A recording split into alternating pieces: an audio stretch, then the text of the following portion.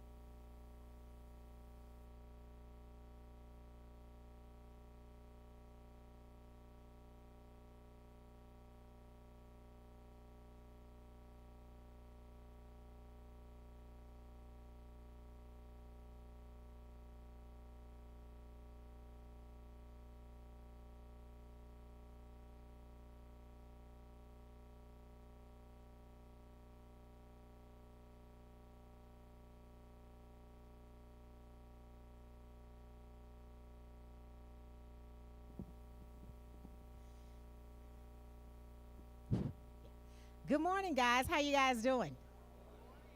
Thank you guys so much for attending the estate planning seminar hosted by the finance ministry. And thank you guys to our pastor who has pushed this so much, and this is so needed. So this morning we will have an estate planning seminar. And pretty much what that will consist of is we will have three attorneys here speaking. We will have one live and two that are online. So the one that is live here is attorney Jacinta Hall Whedon, followed up by virtually is attorney Andrea Burns and attorney Derry Johnson, which we will properly introduce them before they speak. Just a few housekeeping rules. Guys, if you need to eat, please eat outside of the sanctuary. We will hold all questions to the end. We will have a Q&A session. So if you have a question and you're thinking about something as they're speaking, write it down. We will hold the questions to 1 to 2 questions per person. And we want to be respectful of these young ladies' time, so we ask that you do not get long-winded. If you get long-winded, we will respectfully cut your mic. No disrespect. So please just adhere to the rules. So without further ado, Pastor Daniel will come up and open us up in a word of prayer. Amen. We certainly thank God for all of you who are present, and I appreciate the turnout that is reflective of what we believe our congregation is, and so I am thankful again as well to Sister Silas and all of our speakers who are going to come before us in just a few. And so I've been stating this scripture over and over again, but to add the verse to it, Psalms 37:25 says that I've been young and now I'm old, yet have not seen the righteous forsaken, nor his seed begging bread. And I've started been clearly stating that David says that because of the fact that the Jewish tradition was that they left an inheritance for their children's children. And certainly that's what we ought to want to do. And hopefully tonight, this morning, that we will be able to know more about what we leave. Again, I feel like when we leave here, don't just leave problems and bills. Leave something that folks can use to carry on to help them to move to other levels. Let us pray. Father God, we thank you today, and we appreciate you for just allowing us to see a day we've never seen before. God, we thank you for brand new mercies that you've given us, and Lord, we're experiencing them even right now. Lord, we thank you that you brought us over the dangerous highways and byways and then allowed us to gather here in this place. Lord, we pray for your spirit to be within this room. And Lord, let it move from heart to heart and breast to breast. Thank you for those who have traveled even from far and near, and those who are going to participate.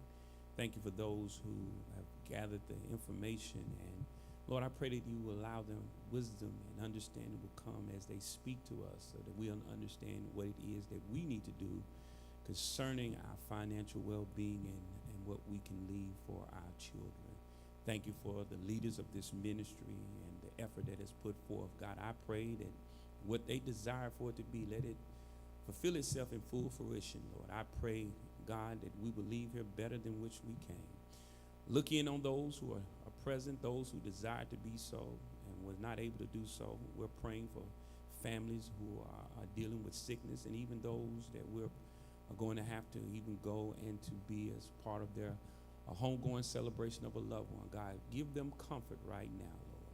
Now, God, I pray that all that we say and do, that you get the glory for it, and that we ask it all in the mighty name of Jesus. Amen, and thank God. Amen. Thank you, Pastor. So the first speaker that will be gracing us with her presence is attorney Jacinta Hall Whedon. And she will be talking about why estate planning is wealth planning. And so just a little bit about attorney Whedon. Driven by an unexpected family health diagnosis, attorney Jacinta Hall, an almost 20-year public defender and criminal defense attorney, sought an estate planning attorney to assist her family plan its legacy. Not finding anyone in her area to represent her and her family's community, God led Jacinta to stand in the gap. Almost 2 years later, Jacinta is a highly sought after estate planning attorney licensed to practice in Mississippi, Tennessee, and Texas. Jacinta's legal career started as a law clerk to current Mississippi Supreme Court Justice Leslie D. King when he was chief judge of the Mississippi Court of Appeals. From there, Jacinta has practiced in criminal courts as both a public defender and private criminal defense attorney in state and federal courts from Jackson, Mississippi to Memphis, Tennessee. In August of 2022, Jacinta opened the J.A. Hall Law Firm PLLC, where she specializes in estate planning, probate, trust administration, elder law, Medicaid planning, and criminal defense. Jacinta has been an adjunct professor at the University of Mississippi, Ole Miss School of Law since 2014. She has also trained and has given continuing legal education seminars throughout Mississippi and at Yale and the University of Chicago Law School. Jacinta was named as a leader in law by the Mississippi Business Journal in 2019 and is the only Mississippi member of the American Academy of Estate Planning Attorneys. When not practicing law, Jacinta is a board member and secretary of the Junior League of Memphis, member of Alpha Kappa Alpha Sorority Incorporated, charter member of the Alpha Alpha Gamma Omega chapter in Bartlett, playing piano on Sundays and spending time with her family. Without further ado, guys, please welcome attorney Jacinta Hall Whedon.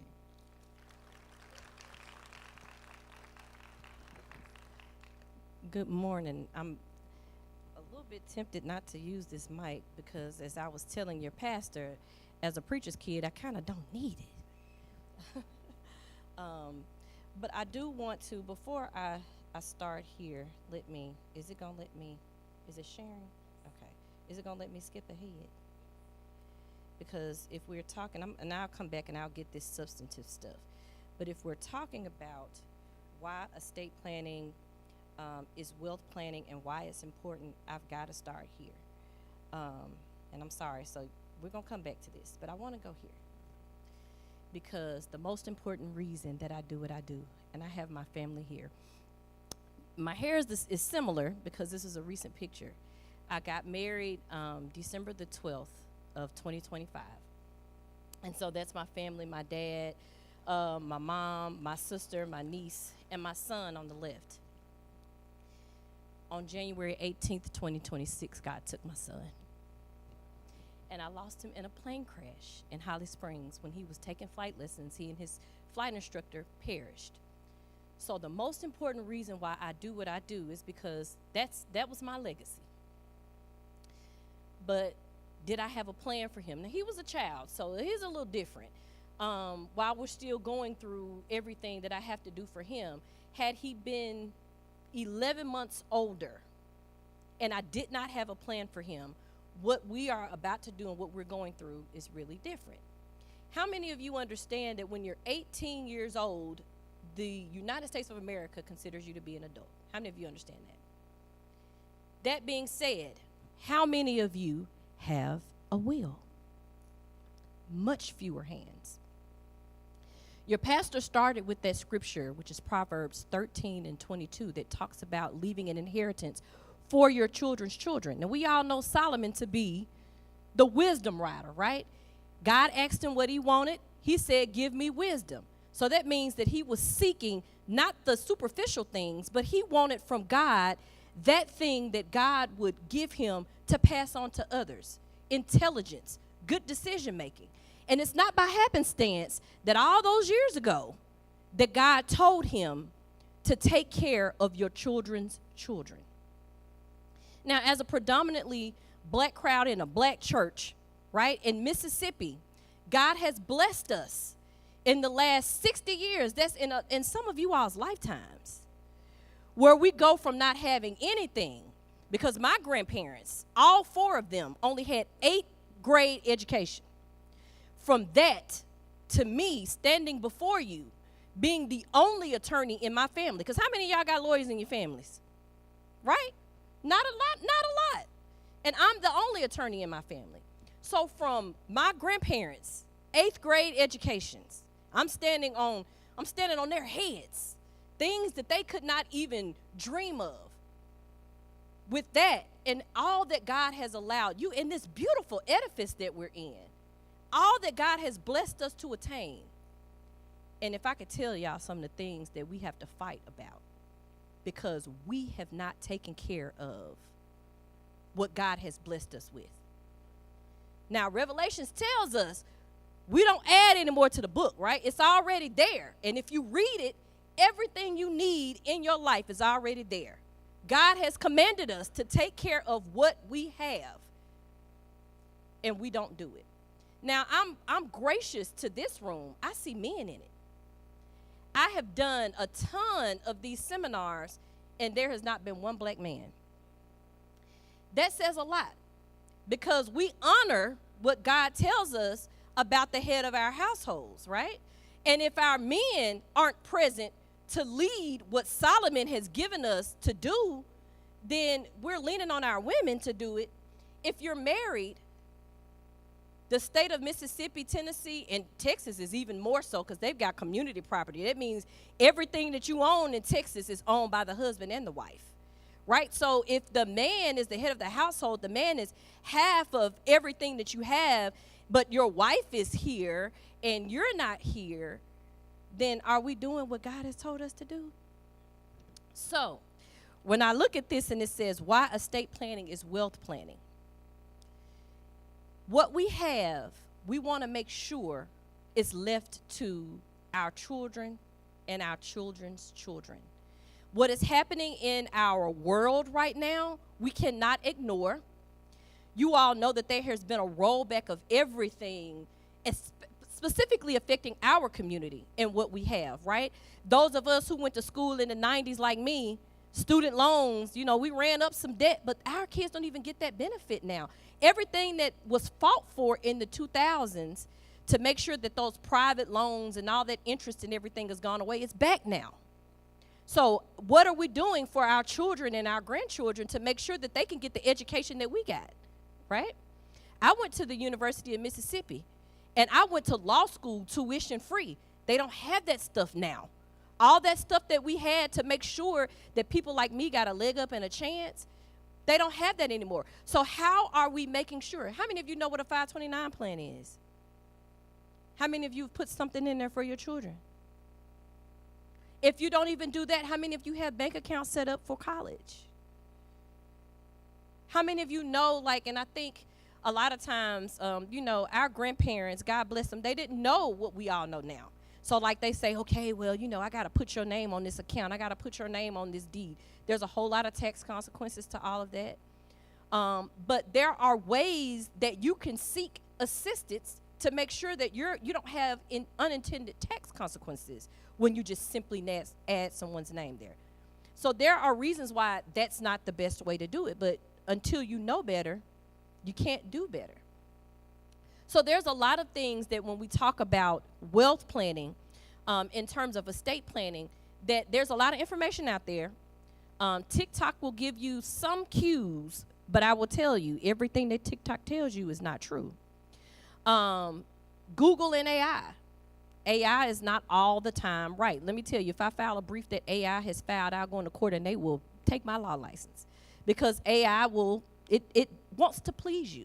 So it will tell you what it wants, what it thinks you want to hear. That doesn't mean it is correct.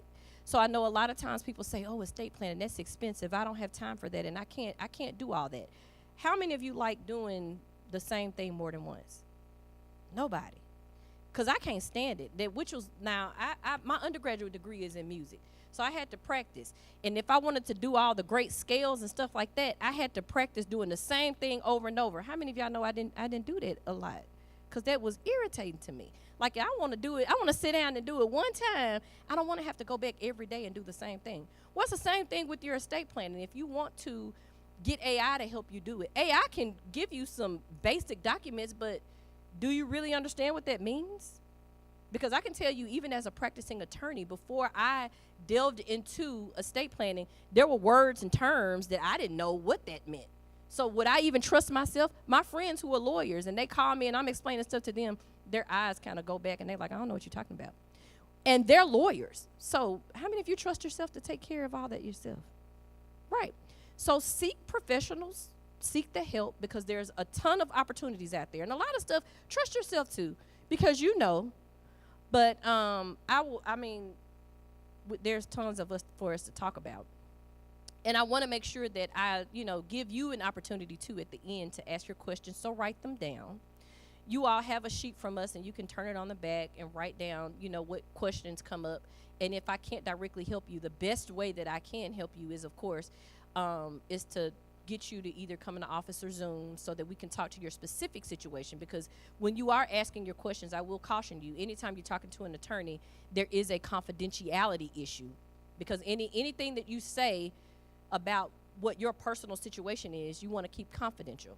But if you ask that question in this space, you kind of breach that. So if you don't feel comfortable, that's what that time alone will do for you. Okay? I just wanted to introduce that concept to you and to tell you why it's just so important to me, because I'm not immune. I had to do my own stuff to make sure, especially now in the situation that I'm in, that my things pass the way that I want them to pass to. I want to say, how many of y'all want to have a say as to what happens to your stuff? Because I can tell you right now, you know what the default is? How many of you live in Mississippi? Lower your hands. How many of you don't live in Mississippi? Okay, I know where you are. You're in Tennessee. So if you don't do something, let me tell you this. If you die and do nothing, the state of Mississippi's rules are going to apply. How many of y'all want Mississippi rules speaking for you? But I tell you, it happens all the time. Probate fights and all this stuff, people coming in fighting over, that's my book. Mama told me I can have that book. Well, what mama said, or what grandmama said, or what daddy said, or what granddaddy said that they did not write down, guess what that judge is going to say? I'm so sorry, because according to this statute right here, I got to do this. If granddaddy didn't want this child to have it, I'm so sorry. The state of Mississippi says I got to do this. Okay? So you all keep that in mind as we talk through some of the scenarios. You all have some good information coming specifically about elder law and Medicaid planning. What happens if you have long-term care? How many of you have long-term care insurance? Very good for you, because that's only a few people. And long-term care insurance, if you know anything about it, is the most expensive insurance and the one that's going to fight you to pay out. So for those of us who don't have long-term insurance, and there's a sweet spot to where you can get it. They're not going to give it to you if you're too young. They're not going to give it to you if you're too old. It's going to be somewhere between 50 and 65 that they're going to give it to you. And some people have it as a part of their investment plan packages with their financial planners. But whatever with the long-term care insurance, if you don't have long-term care insurance, if you have a catastrophic occurrence, or if you start to lose your faculties and you have to go into the nursing home, who's going to pay for that? That's what that Medicaid planning talk is going to be about. And I think that Ms. Barnes is going to talk about air property, right? For these times where we talk about the state of Mississippi has stepped in because nobody had documents. And now if granddaddy had 12 kids like my granddaddy did, my grandparents had 12 kids, and then they didn't leave any documents, and then out of those 12 kids, you only had 5 living, but the 7 who've passed away, they had 6 and 7 kids themselves. So now you got 50 people on one little plot of land. So she's going to talk about that, because that's uncomfortable, expensive to unravel, but there's no other way. I had somebody call me yesterday. How do I get the title to this land when it's in my great-grandmother's name? Who knows the answer to that? Probate. Because you can't just get a deed to transfer title to somebody who died 50 years ago, right? So we're going to talk a lot. We're just going to, and it's just hitting the surface. And this is the thing, because our people perish for what? So we're here to give you all some knowledge, all right? Thank you.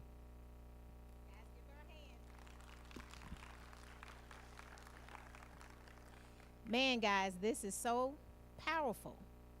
The information that they are going to speak about. So the next attorney we will have is attorney Andrea Burns, and she will be covering air property, protecting family land. So, just a little bit about attorney Andrea Burns. Can you guys hear me okay? Okay.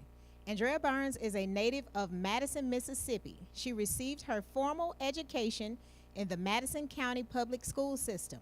She earned a Bachelor of Arts degree from Tougaloo College, a Master of Business Administration from Jackson State University, and a doctorate from Thurgood Marshall School of Law. Andrea is licensed to practice law in Mississippi. Andrea is the director of the Heirs Property Campaign for the Mississippi Center for Justice, a nonprofit public interest law firm. The Heirs Property Campaign provides legal assistance and community education to families around the state to preserve ownership of their land and maintain their family legacy.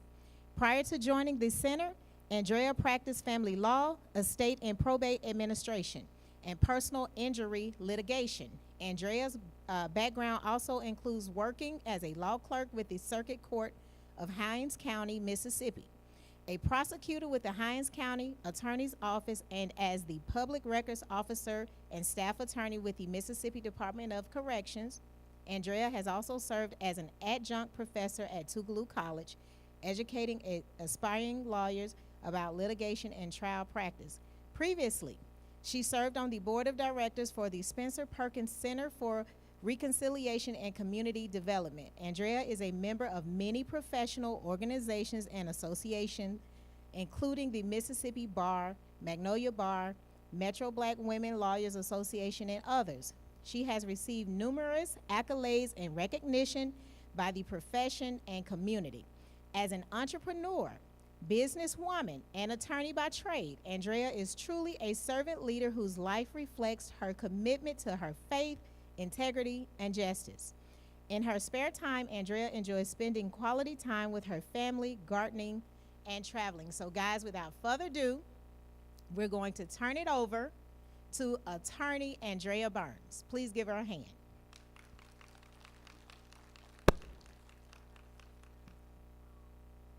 Am I able to share my screen? You are. Let's see.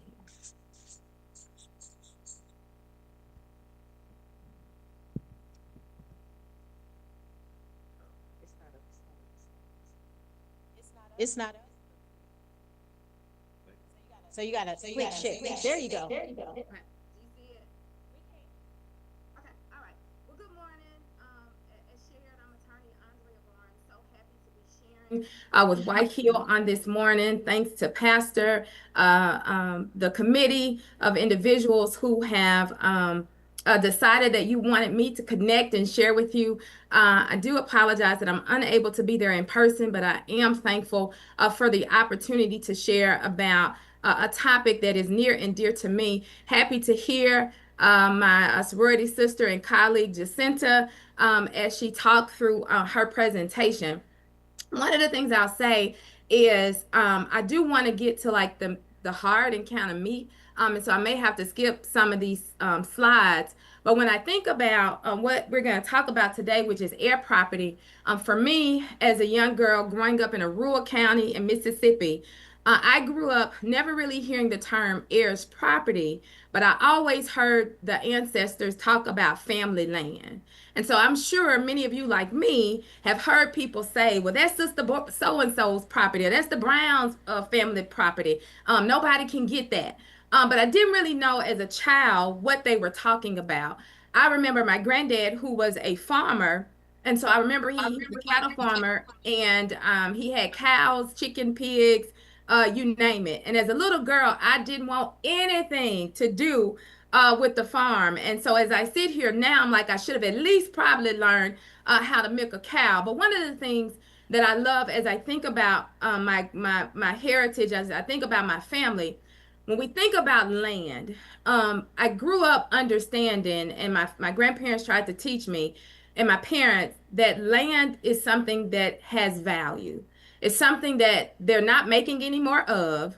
And my grandparents and my family always tried to teach that one's faith, family, and education was very important, but they wanted us to really recognize and understand that legacy was important, and legacy meant something. And so even though my granddad had no more than 6th to 8th grade education, he wasn't blessed with to obtain a diploma or a degree, but he was blessed with wisdom. And his vision for ending intergenerational poverty for his family was through the acquisition of land. So when we talk about land and we talk about this work, I think for me, this work is like 360 because it brings together my upbringing and something that I'm connected to.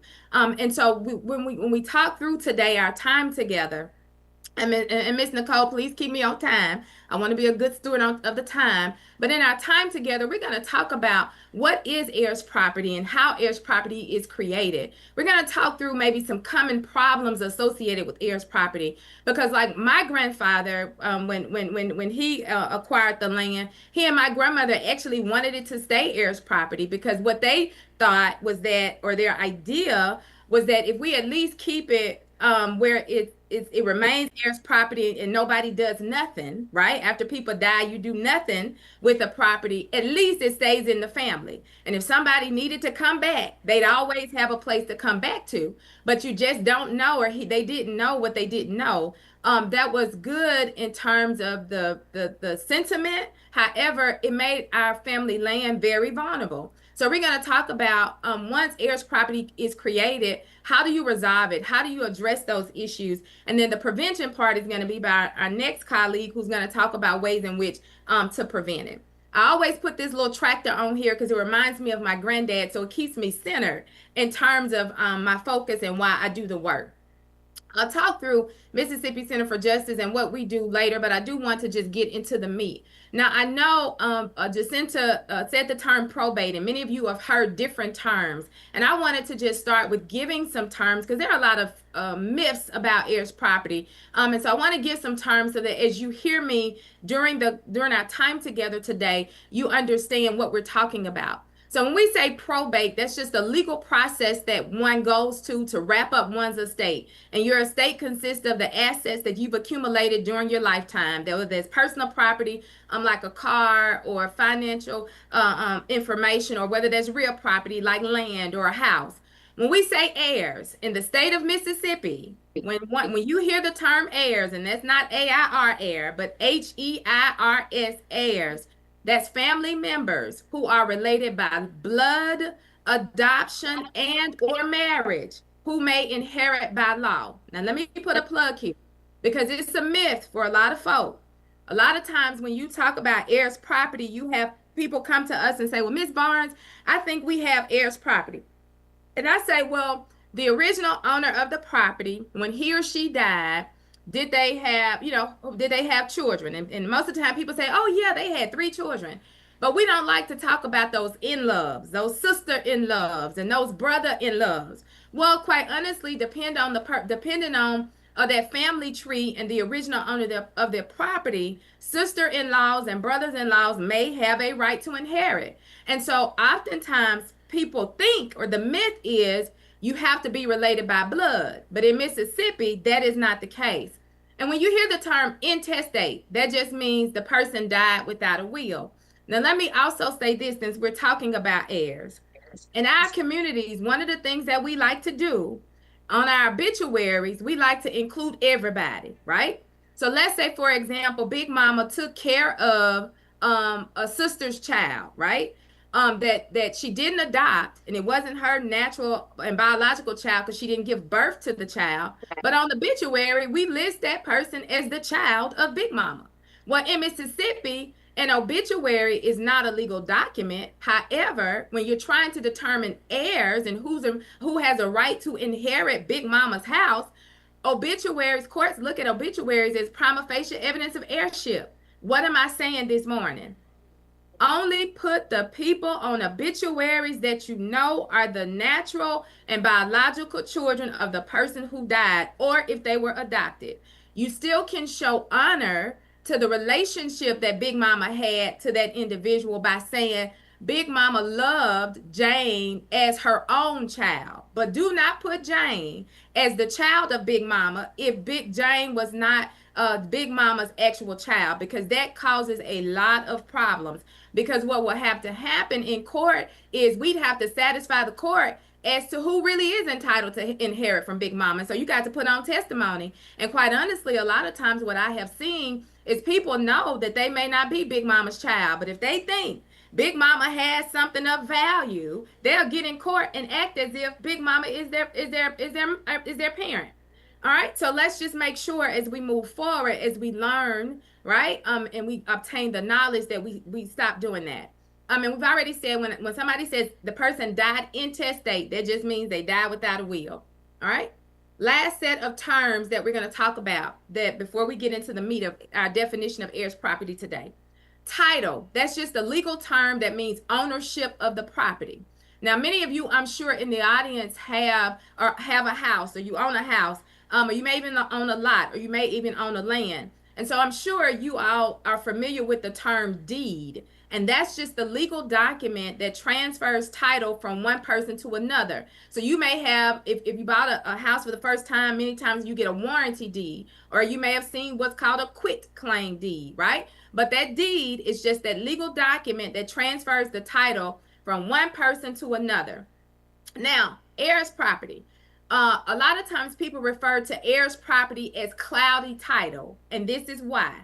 When you have heirs property, the deed remains in the name of the ancestor who originally owned the property until direct legal action is filed with the court, right?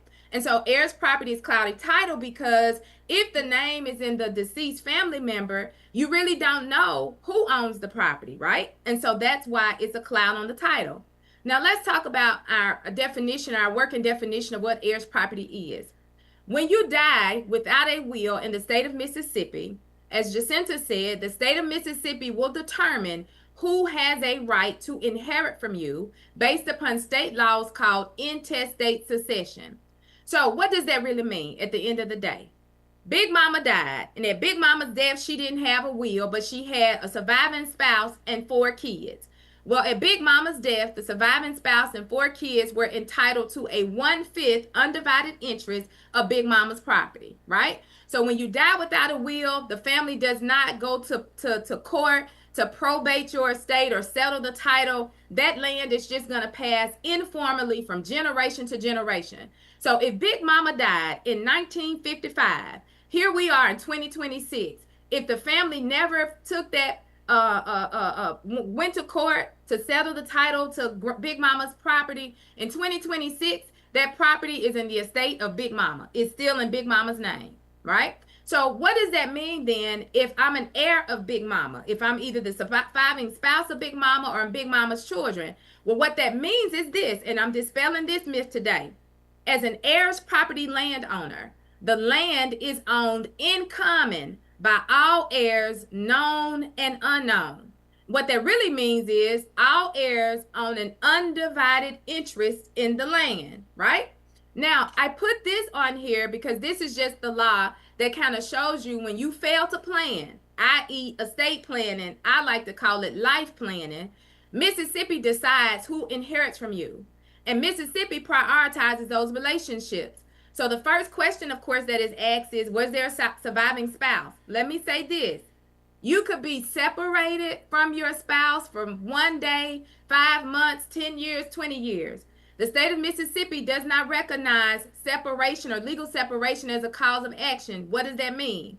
If you have not gone to court and initiated a divorce proceeding and obtained a final judgment of divorce, if you die, your spouse, even if they're estranged for however long, will stand to inherit from you when you do not have a last will and testament to say who you, or a trust or some type of estate planning document that will say who you want to benefit from what you've accumulated during your lifetime. So the first relationship the state of Mississippi looks at is that surviving spouse. If no surviving spouse, then they go to biological and adopted children, and they just go down the line trying to get to who a current living heir. That's the ultimate goal. They're just trying to get to living people so the court can enter an order that determines who is actually entitled to inherit from Big Mama. Now, what does that mean in terms of undivided interest? Representing still a lot of people where Big Mama may have just had a home, right? Well, Big Mama left a home and her surviving spouse and 4 kids.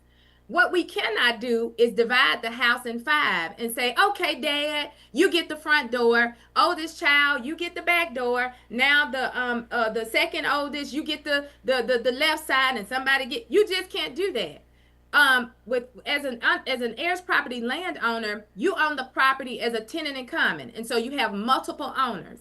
And sometimes the owners can own a 1/5 undivided interest, everybody own the same interest, or sometimes the interest may be different. For example, if let's say one of the 4 children of Big Mama died, and that person when they died had a surviving spouse and 2 children, well, those 3 people will equally share the 1/5 undivided interest of their loved one, which means their interest will be less individually than the children of Big Mama, right? And so sometimes depending on the where you are in terms of family tree and lineage, it may be different. But the key to heirs property that people need to understand is this: as an heirs property landowner, no individual can claim ownership to any specific piece or part of the property, because you don't own the whole, you own an interest in the whole, right? Now, as an heirs property landowner, and this is what makes heirs property really, really vulnerable. So hear me this morning. As an heirs property landowner, you have a right to leave your share of the property. You can gift it in your will, meaning you can, name what beneficiary or who you want to get it. Or quite honestly, you can sell it or you can convey it during your lifetime. And you can do that without the agreement of the other people you own the property with. So what have I seen? In practice, what I've seen is a lot of times families don't even know that their siblings or their loved ones have conveyed their interest to people who may not be in the family. And in terms of history, this has been a way that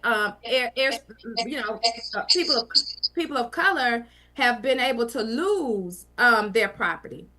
Miss Nicole, are you saying something to me? No, ma'am. No, Oh, ma'am. okay. I was trying to make sure. Okay. All right. And so that's why heirs property is vulnerable. As an heirs property landowner, I can do whatever I want to do with my undivided interest, and I don't have to have agreement of the parties. Now, I like to give a visual so people kind of understand what I'm talking about. So on this visual, we start off with Angela Johnson owning 80 acres of land, and she's deceased. She has 3 sons and 1 daughter. So at her death, all of her children were entitled to a 1/4 undivided interest in her property. Now, what we see is her daughter, when she died, was the only person who had 1 child, right? So that's 1 heir who's entitled to inherit. So that daughter would get that mom's 1/4 undivided interest. But based upon our example, you see 1 son had 3 kids, 1 son had 4, 1 son had 5. And so the 3 will equally share the 1/4 undivided interest of their father. The 5 will share the 1/4 undivided interest. And you see how those interests get smaller depending on the number of heirs that are there. But everybody on this slide has an equal say in what happens to the property, right? So although I may not own 1/4 like my cousin, but even if I own an 8.33%, my cousin who has a 25% share doesn't stand at a higher advantage than me. We're still all on the same playing field. We all still just own an undivided interest in the whole. We just own different percentages. Now, one of the things that I think is important is kind of to make sure you understand, or you can walk away from here today, go to land roll in the county where your property is located, and you can look at your tax notice or tax receipt, and you can determine whether or not your family has heirs property.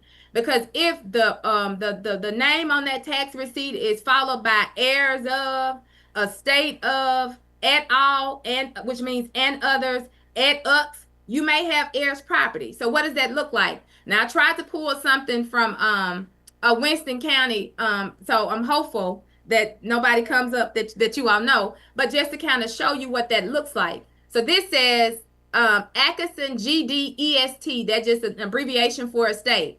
Hands down, heirs property. The original owner of this property is G.D. Atkinson. And I'm not sure when G.D. Atkinson died, but if G.D. Atkinson died in 1905, what it says is that the family has done nothing to resolve the title and that property is still in the original owner.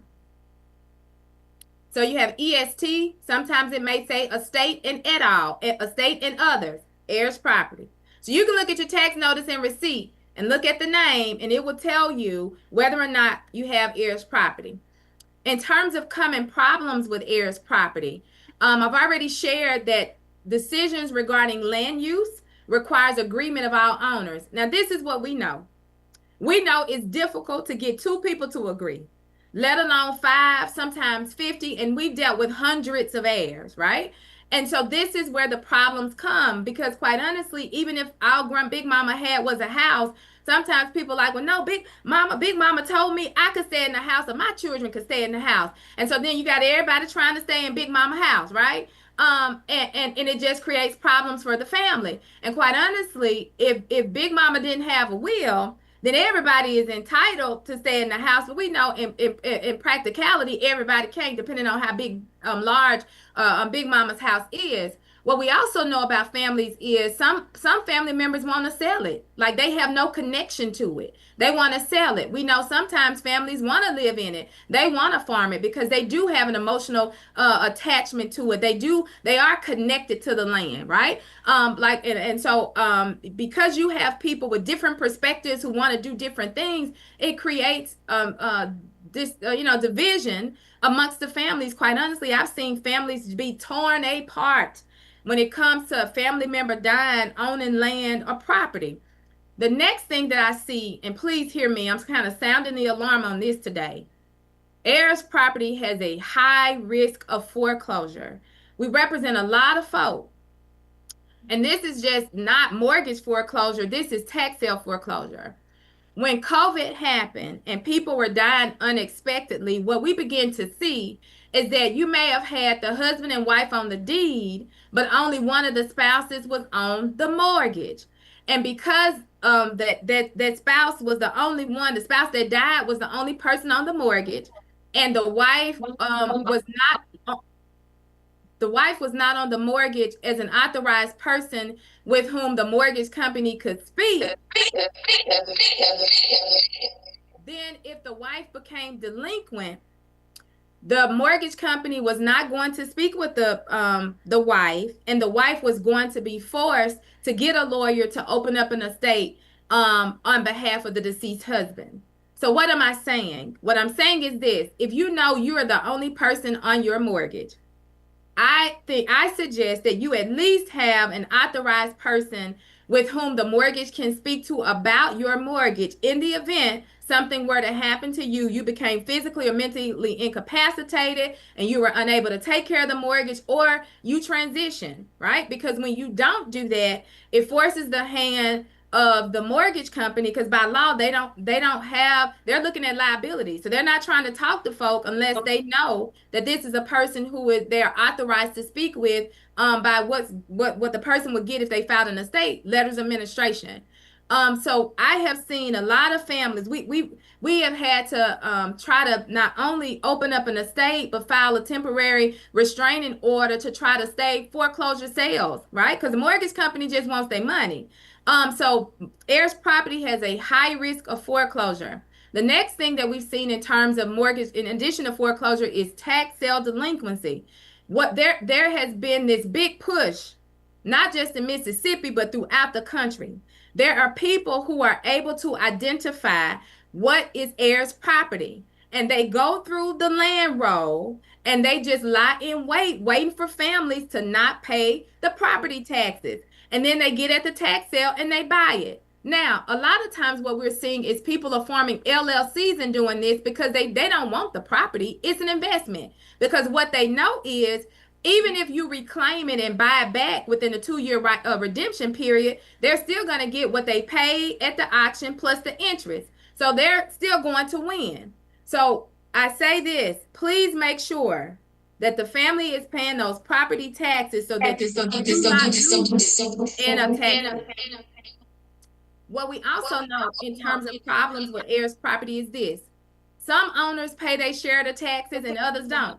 Most of the times what we see is, even if you have 10 heirs, 1 at most 2 are going to continue to pay those property taxes and maintain the property. Now, sometimes heirs property landowners think, well, I've been paying all the property taxes. You know, all of it belongs to me. That's not the law in Mississippi. If you're an heirs property landowner, everybody should be paying their share of the taxes. But when that doesn't happen and you pay it for the benefit of everybody. Because if you don't pay it, then you'll end up losing it. Now, if the property is going to be later sold, you may be able to maybe court or something to get reimbursed for what you paid. But by you paying the property taxes does not say you now own the property.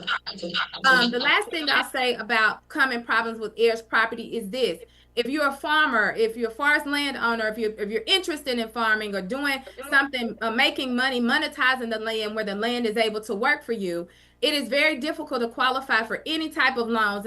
And what I've even seen here is in natural disasters, right? FEMA relaxed their standards in about 2022, I believe 2023, in terms of trying to help heirs property landowners prove ownership and qualify for disaster assistance. But when those disasters hit the Delta, those tornadoes in 23 and 24, we stood up an Operation Respond, Recover, and Rebuild to help landowners there. And what I saw was that FEMA still denied people. And so heirs property can be very problematic when you're trying to repair and rebuild and it's still in heirs property. It's very difficult to qualify for grants because there's not clear title. That property is still in the name of a deceased person. And so the question becomes, who has a right to inherit? And one of the most, I think, challenging problems with heirs property is that because as an heirs property landowner, I can convey or sell my interest to somebody, that person, that third party non-family member can go to court and try to force a sale of the entire piece of the property, right? So then the family ends up losing the property. Now, when you talk about heirs property issues, Ms. Nicole, how am I doing? Do I need to wrap it up? Yes. Okay, so this is the last thing I'm gonna say. In terms of resolving heirs property, you can do sometimes family members. If you all have heirs property, and you know you have family members who live out of state that don't want anything to do with the property, you can see if they will convey their interest in the property to you. And so we draft deeds, quitclaim deeds all the time to consolidate that title. Go to court in terms of direct legal action. And in terms of a state and probate, suit to determine heirs, which is just a suit to determine who has a right to inherit. You have quiet title actions, family education. And the last thing is, please put a mental note, Uniform Partition of Heirs Property Act. That's an act that was signed into law by our governor that protects heirs property owner from and sets guidelines on partition sales. And I will stop here because I think I'm out of time. And I'll turn it back over to Ms. Nicole. Thank you.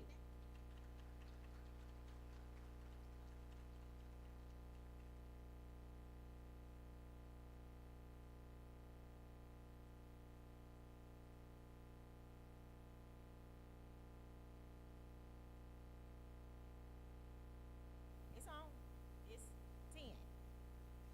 Turn on 10, please. Okay, there you go. Guys, now, thank you for bearing with us. This is our first time casting a webinar and doing live, so we are working with the sound. And I kept turning the volume down on the computer, but I couldn't mute it completely because it would have interrupted her PowerPoint slide. So thank you guys for bearing with us. But now I'm gonna go ahead and mute it, so the next time we shouldn't have that issue with the next speaker. So, Attorney Barnes, if you could stop sharing your screen. So our next speaker is Attorney Derry Johnson, and she will be speaking on elder law and trust planning. And Attorney Barnes, you did such an amazing job, but she cannot hear me.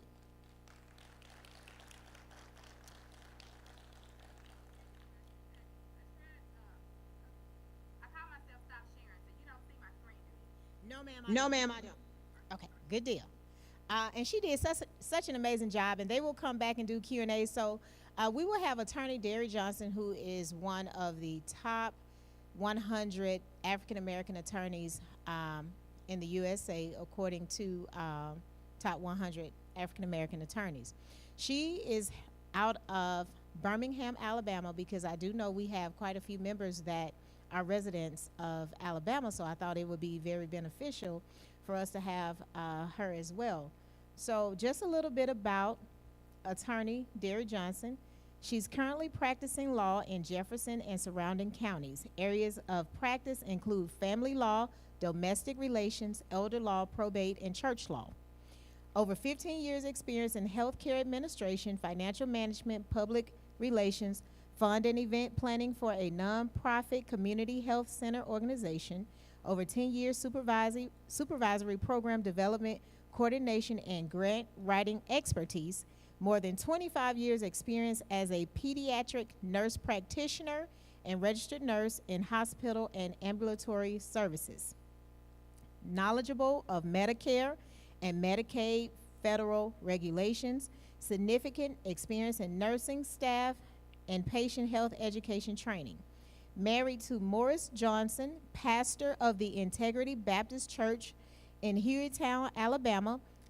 She's also a member of Integrity Baptist Church, and our home church is 6th Avenue Baptist Church in Birmingham, Alabama. Just a little bit about the community involvement. She's a board member and chair of Personnel and Social Services Committee. She's part of the Alabama Baptist Children Home and Ministry. She's the vice president and president of the board of directors for Alabama Baptist Children's Home and Family Ministries.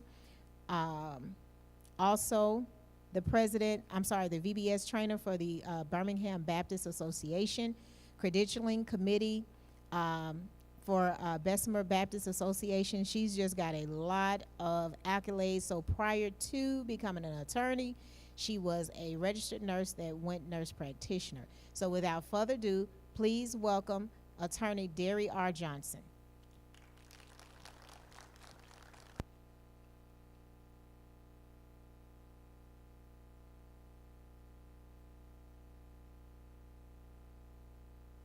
Attorney, you are now to share your screens.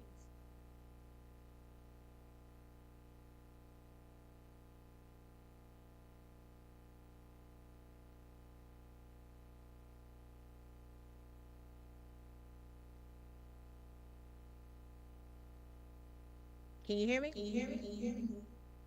Guys, I promise you this mic is not on.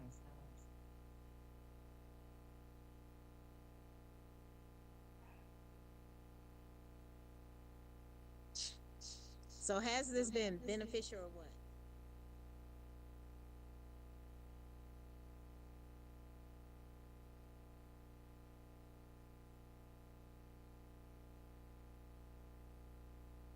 Attorney Johnson, can you hear me?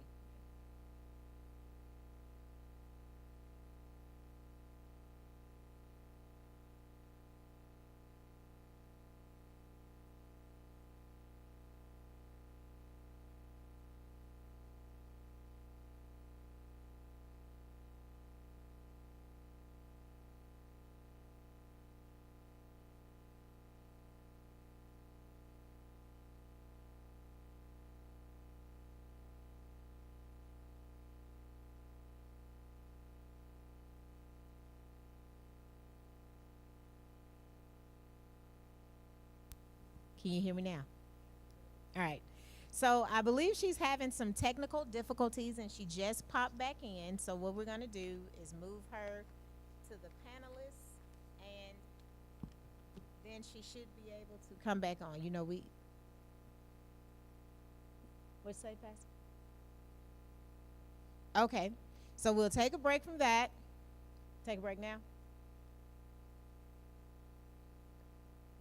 Let's move her to the webinar. Let's see.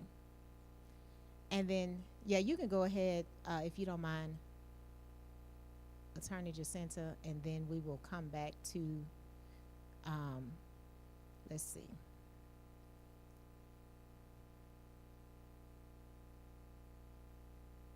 Attorney Johnson, can you hear me?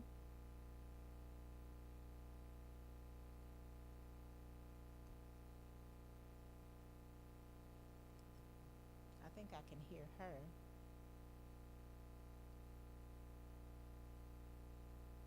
Attorney Johnson, can you hear me?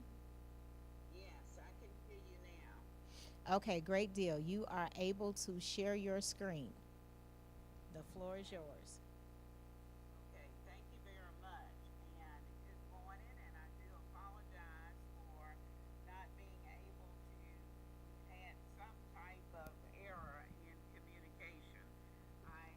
I would like to thank Sister Nicole and the pastor and all the other individuals that were involved in putting this event together, this webinar together. And I appreciate the opportunity to share with you about elder law. And hopefully, can you all see the screen?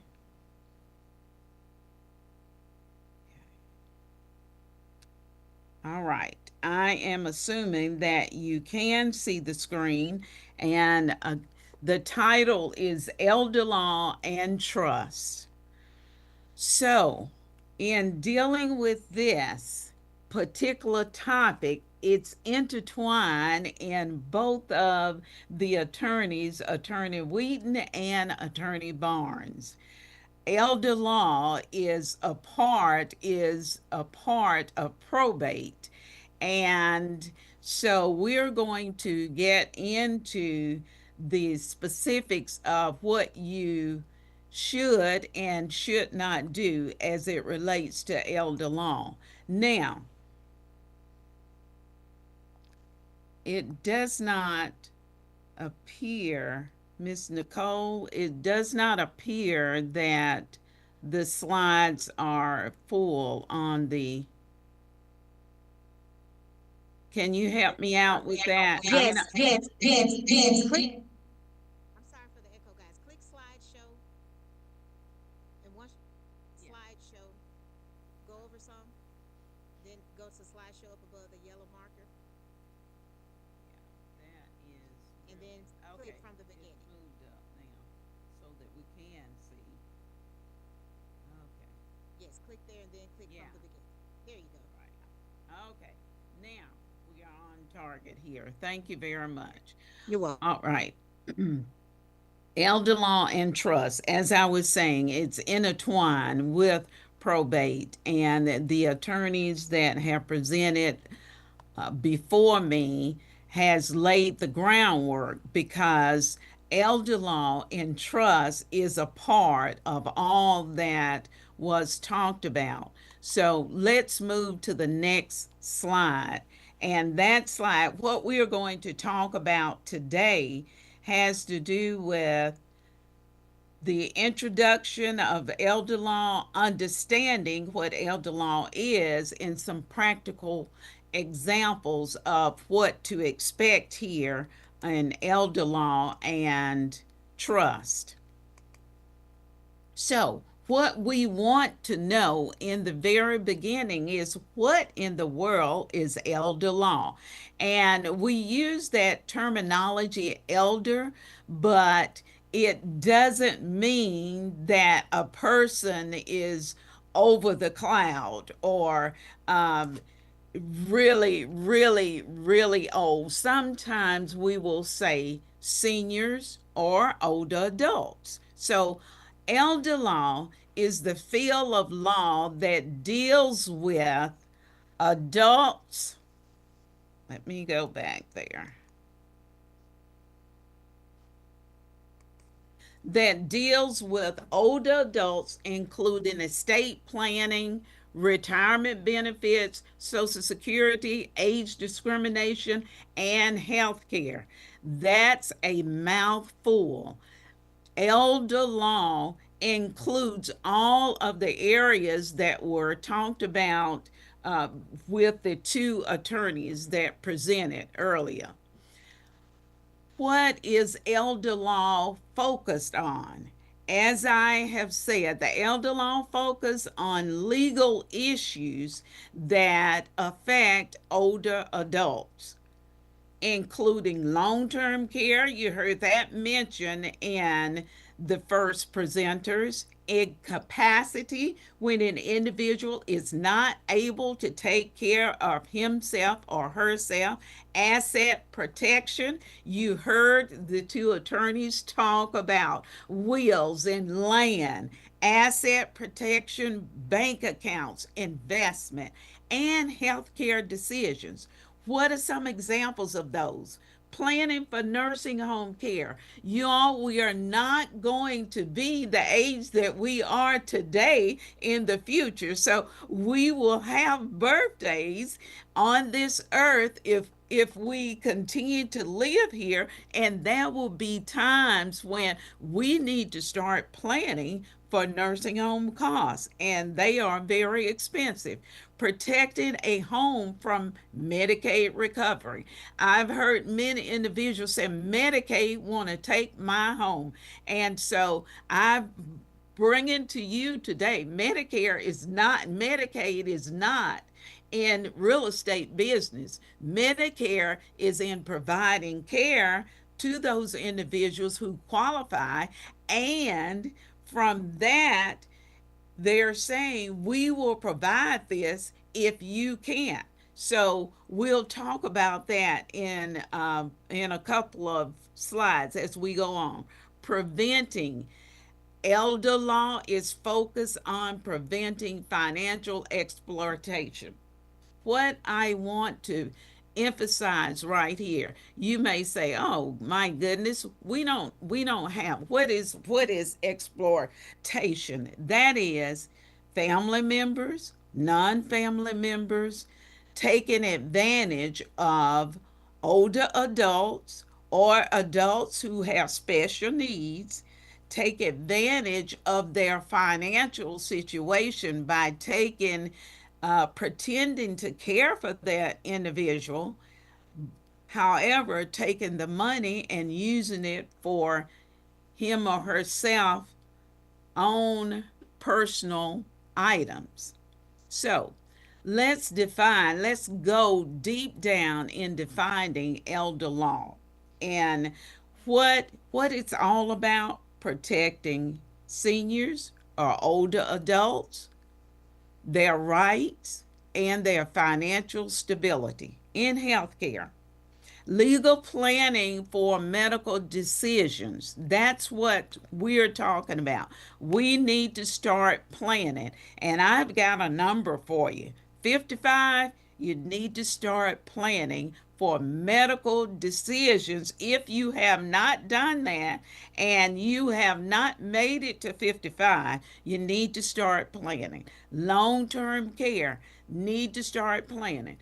Who knows whether or not we are going to have to seek long-term care in facilities. Some people years ago would call nursing homes. Well, now the time has changed and we call it long-term care and access to benefits. That's what the healthcare component does. The retirement, guidance on pensions. Some individuals have pensions, some are receiving Social Security benefits, and some retirement income. All of those things need to be protected, and that's what elder law is about. Here's that word again: estate planning. You've heard from the previous attorneys, wills, trusts, and asset distribution to protect older adult wishes. Now, remember this now. When we're talking about elder law, we're not talking that family is going to take over and make the decisions for that senior citizen. If that senior citizen has capacity and able to think and decide what he or she wants to do, then it is our responsibility to follow those guides and help them do the right thing as far as estate planning. Elder abuse, oh my goodness. In the United States overall, of course, in the United States, Mississippi is included, but in the United States, elder abuse is there. It happens. It's no such thing that no one would abuse senior citizens, but it does happen. So what we want to do is make sure that we're safeguarding against that financial, physical, and emotional abuse. I have seen seniors who have been mentally abused call names, saying that they aren't any good, they're too old to be there. That's elder abuse. So we want elder law protects against those things. Digging a bit deeper, what are the key areas in elder law? And you have, there it is again, estate planning, which includes wills, trust, um, setting aside, putting assets in a trust to protect that, to be eligible for Medicaid when one reached that age, health care and long-term care plans for Medicaid and Medicare. It comes up again. Home care. Decisions must be made. Will I need to go in a long-term care facility, or will I stay at home and receive community services? And those are available. Many people don't know. And what the government is doing now in healthcare is trying to, as much as possible, for senior citizens to stay at home. They thrive better if it's possible for them to be cared in the home. Then that's what you look at and start to plan for. Protection of retirement benefits as well. This supports decision making. What do I want to do? Do I want to have a guardianship? Do I want to make sure that someone won't come in and take advantage of me or advantage of a loved one that I'm taking care of, and perhaps not do that retirement? They may say, well, you don't need a beneficiary. Just go ahead and put my name down, and not, if the family, if that individual wants a family member to be a beneficiary of his or her retirements, then that's how elder law comes in to help those individuals. Now, why does this matter? It matters because you all, according to the global census, by 2050, the number of individuals living on this earth 65 and older, that population will have doubled. Right now, the percentage of 65 and older is about 12% now, but about 2050, according to the census, then that population is going to double. So therefore, it is even known that right now, in this day and time, that 12% is more older individuals living than it is 5-year-olds now. And we say, I'm going to go back to that slide because I want to definitely emphasize that again. This population is going to double. That means planning, knowing what to do, how to do it is very important. So we must begin and teach our senior population, families work together, and it works better when families are given the information that they need in order to take care of their aging families. All countries, all over countries, face major challenges to ensure that their health and social systems are ready to make this demographic shift, because it's not going away, you all. It's going to get more and more. 80% of older people will be living in low income or middle income countries. This is what the recent census has indicated. So we have to prepare. If you plan, you'll be prepared. If you don't plan, then we will be in a bad situation as it relates to aging. The pace of the population is really going fast. As I told you, in 2020, the number of people aged 60 and older outnumbered 5-year-olds, and the census is saying now, even when we get to that 2050, that population will have doubled to 22%, and more. There will be more aging individuals than there would be with 11-year-olds. So why is estate planning matters? Why does it matter to everyone? It's just not, you all, just for aging individuals. You all heard before, avoid. The reason why, because number one, you can avoid probate.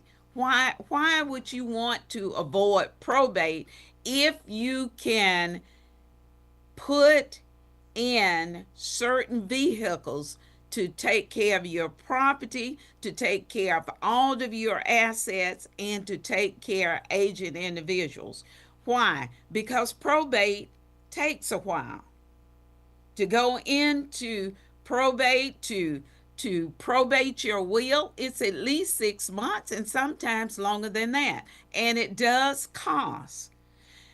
Having estate planning reduces family conflicts, protects assets from unnecessary loss, and ensures your wishes, not only aging individual, but the wishes of individuals who are doing estate planning. It helps caregivers navigate medical decisions, because if we don't plan now, then the cost of medical decisions, long-term care today, anywhere from $6,000 to $8,000 per month. If an individual does not have long-term care insurance, which is very, very expensive, as Attorney Wheating has already stated, we're talking about a monthly payment could be anywhere from $200 to $300 per month for long-term care insurance. So it's very important to have those things. So again, here's an example. A young parent died, did not have a will, and the court decided on the guardianship. That parent did not have the in place planning for the future, that if I die, who will get what and who will take care of my child. So the court decides on a guardianship. A senior with a power of attorney, POA, we as attorneys refer to it as POA, power of attorney. Then if there is not a power of attorney in place, giving a trusted individual as to what can be and cannot be done with my assets, then the family has to go and seek a guardianship, and that can take a while.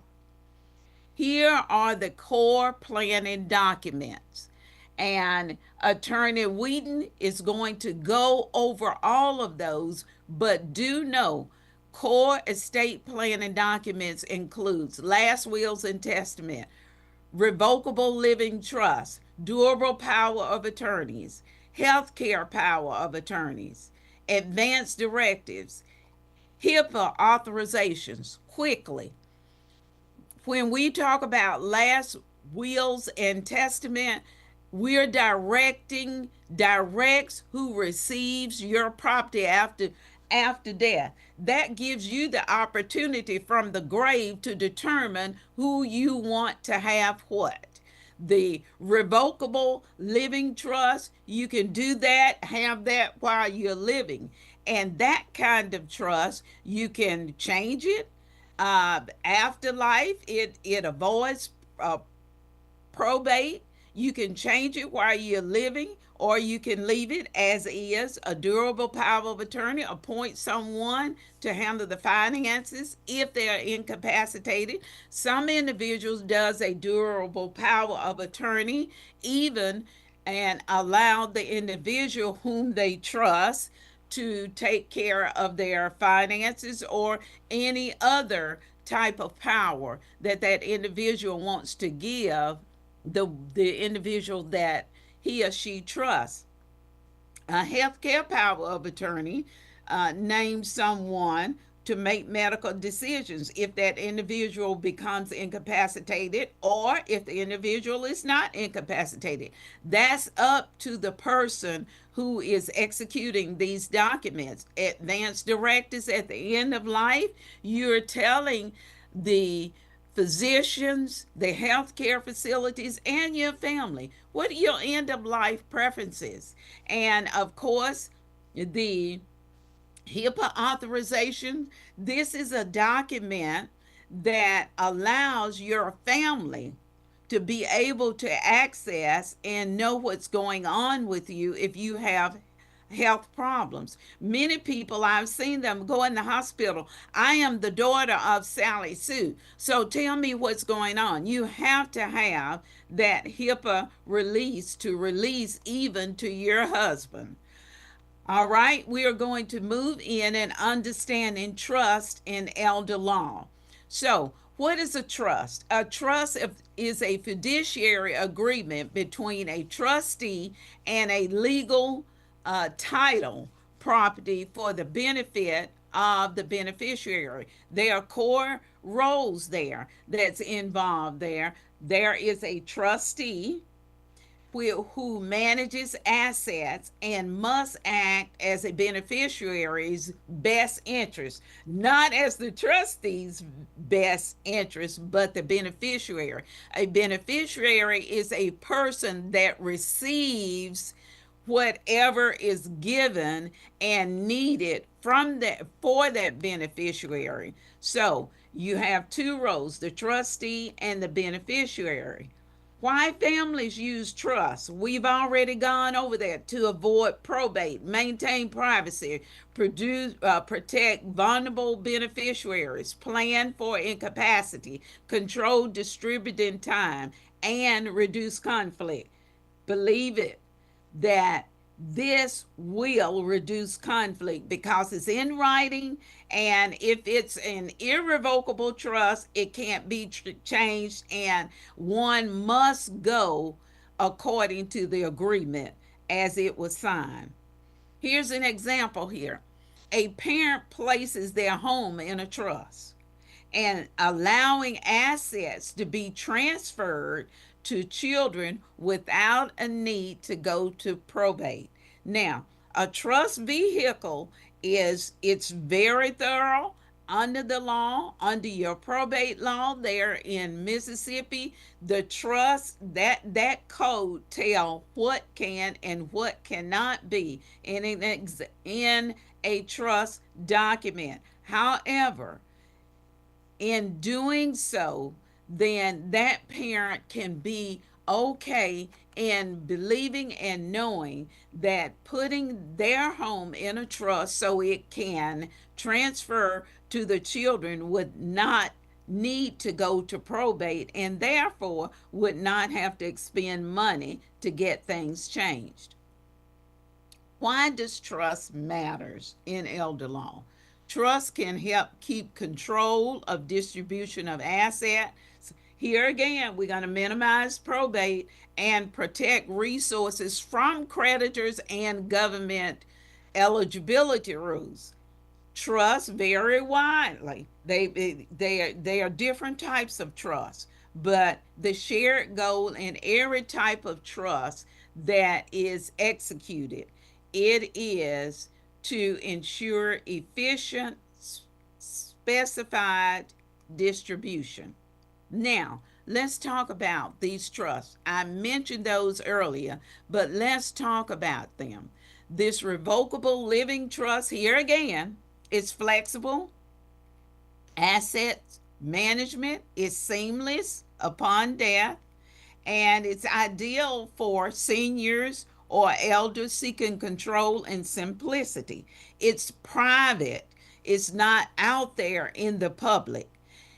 Now, those don't carry the revocable trust, meaning that you can change it while you're living. Oh, I decided I did not want that particular clause there, so you can change it. However, the revocable trust don't protect the assets like the irrevocable trust. So it's a higher protection with the irrevocable trust from creditors and Medicaid eligibility. It's less flexibility though, but it has strong asset sheltering.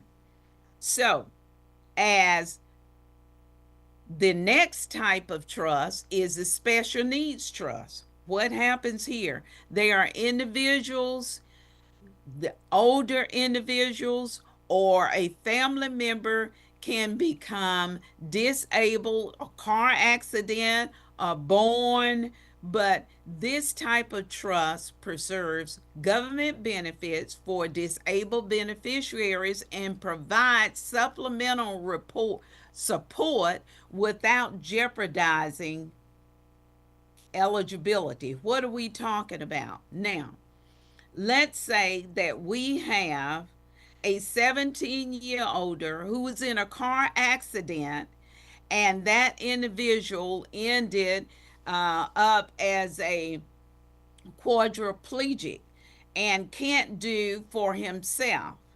He's receiving SSI and on Medicaid. And let's say that there was a settlement and this individual got millions of dollars. Well, if there is no special needs trust, then that individual will have to come off of SSI. Whereas with a special needs trust, set aside that amount of money, then that individual can continue to receive SSI. And of course, I want to make you all aware that the special needs trust must follow the guidelines of Medicaid. And the state requires that, of course, if there is a special needs trust and the individual is receiving public benefits, then a copy of that trust document has to be sent to the Medicaid agency. And as I state, in going to attorneys to establish the trust agreements, then the attorneys will know what is required in order to establish that special needs trust. Medicaid planning trust, what happens there? What is that? It shelters assets to help seniors qualify for Medicaid, and it balances the protection with access to care. We're going to talk just a bit more about this sheltering assets to help seniors qualify, because there are some things that has to be done. Let's look at trust administration. The process is managing and distributing trust assets without court involvement. Here again, I told you, it's private, it's faster, it's less expensive, it reduces conflict. And a successor trustee, let's say an elder grandmother, has signed and executed, and she has a trust set aside.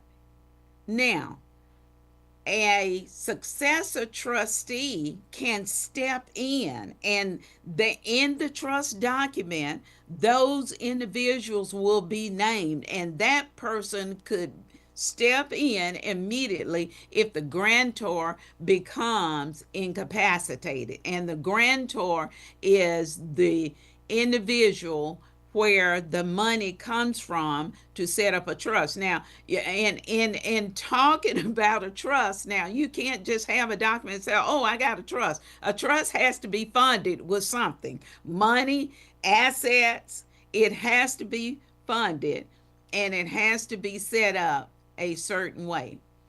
How does trust protect elders? Here it is. Create and fund. You got to fund it. Set the rules to use and distribute. It's plain and clear. The document states exactly what wants to happen. It prevents undue influence, because we talked about doing exploitation we talked about some previous slides of that. So this prevents undue influence. Appoint fiduciaries to make sure that if there is monetary, to take care of those. Shield during healthcare decline. Shield those assets. Help manage incapacity and reduce exposure to nursing home costs. Transfer smoothly and avoid probate delays and costs while trying to make sure that the elders are taken care of.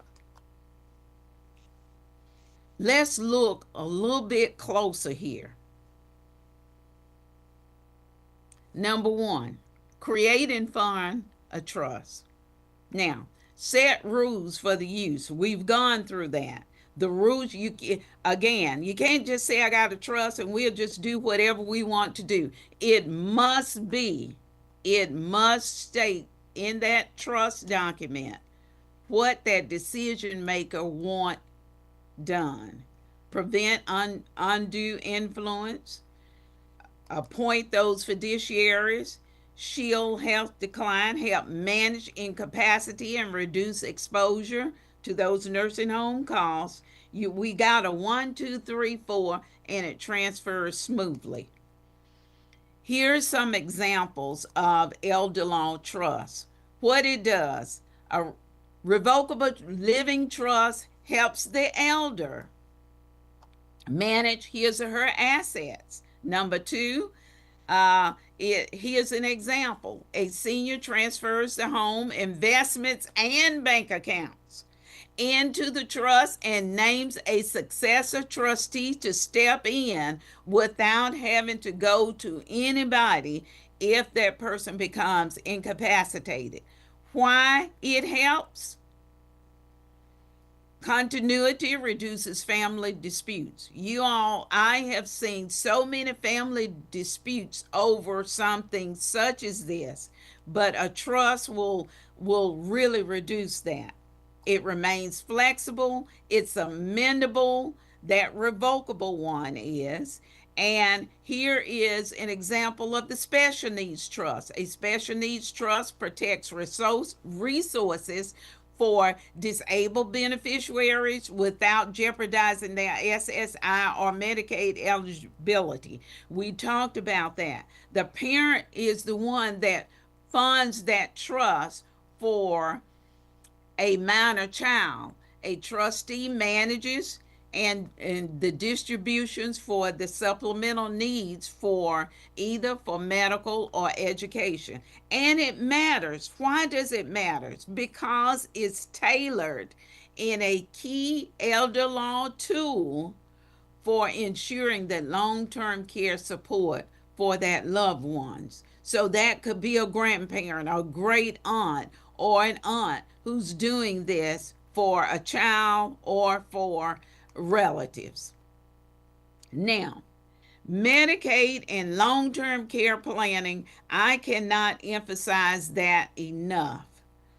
I mentioned to you all long-term care, nursing home cost, $8,500, even up to $9,600 in Mississippi is very, very.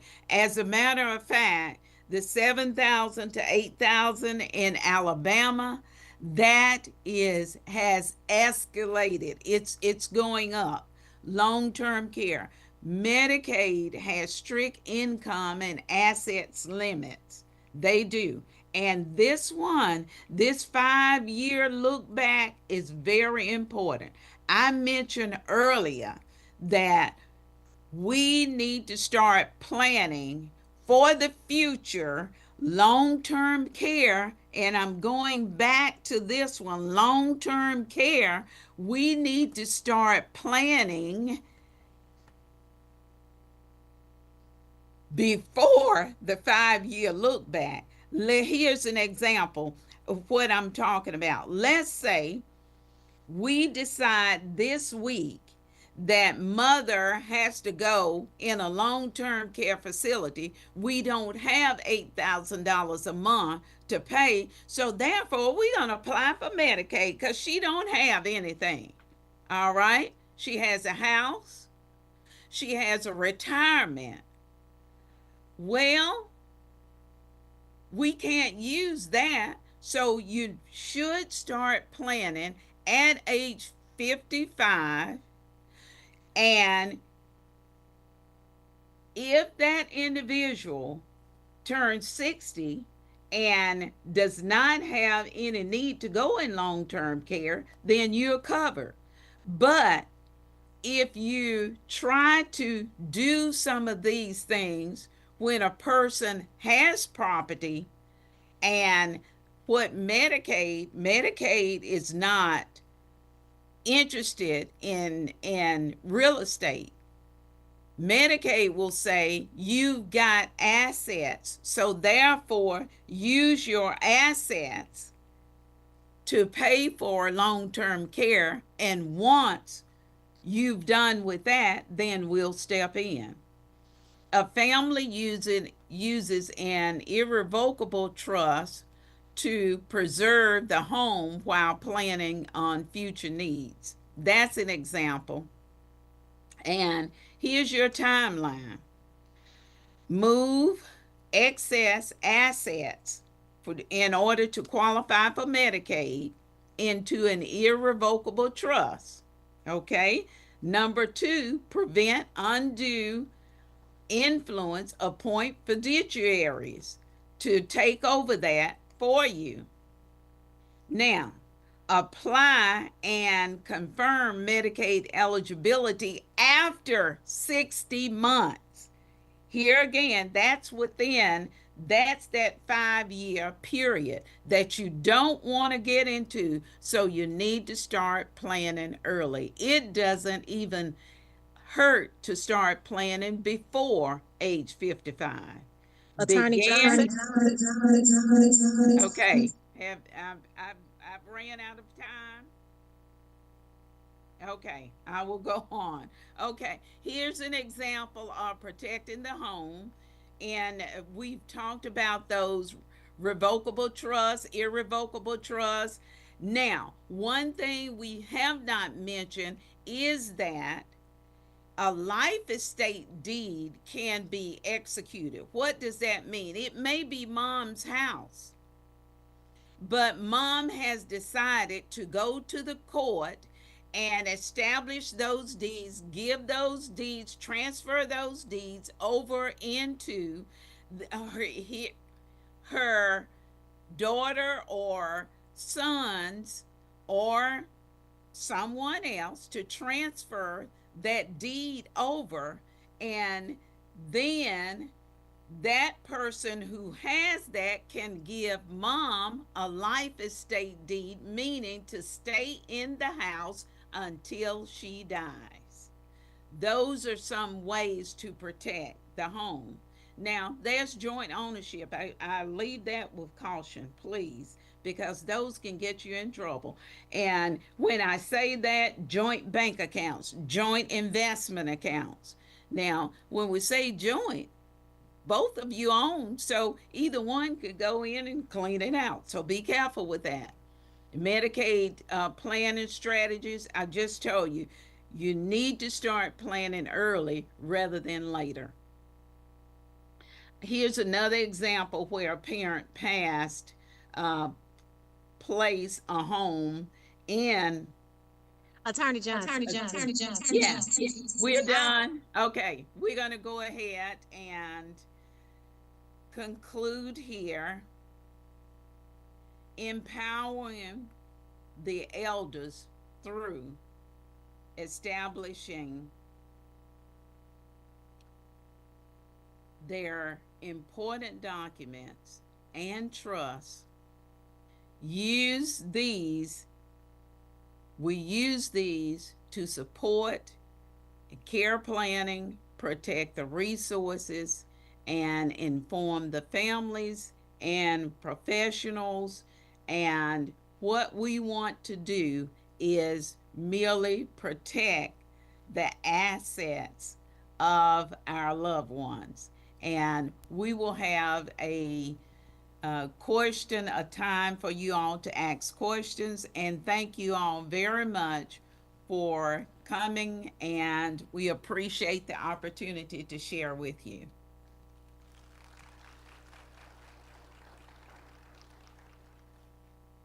Thank you so much. So, guys, in closing, and I do apologize, we ran over just a little bit.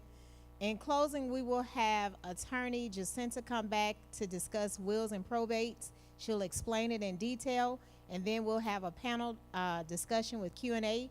We'll have 2 people from the finance ministry. They'll come around with mics, and you will be able to ask your questions, and then we'll conclude, and then we have refreshments and sandwiches in the back as you leave.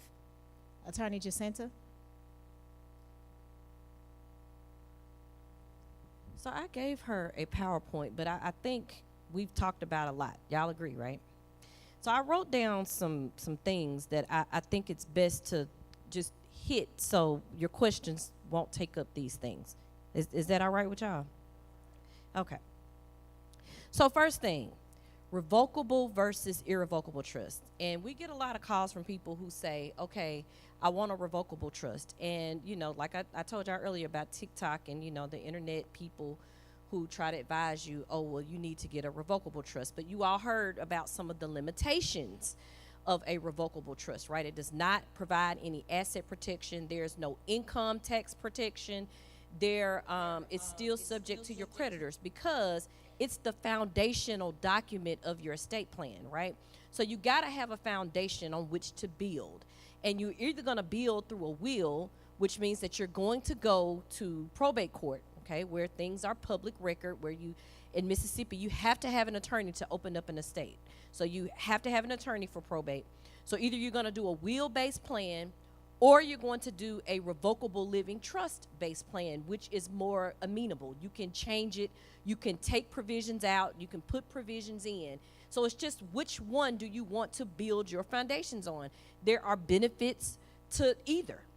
A revocable living trust plan does have a will attached to it because you got to do, so like I explained to my clients, do you want to do the work now, retitling your assets, or do you want to do the work later and let your executor do the work and go into probate court? That's really the decision that you have to make with a revocable living trust.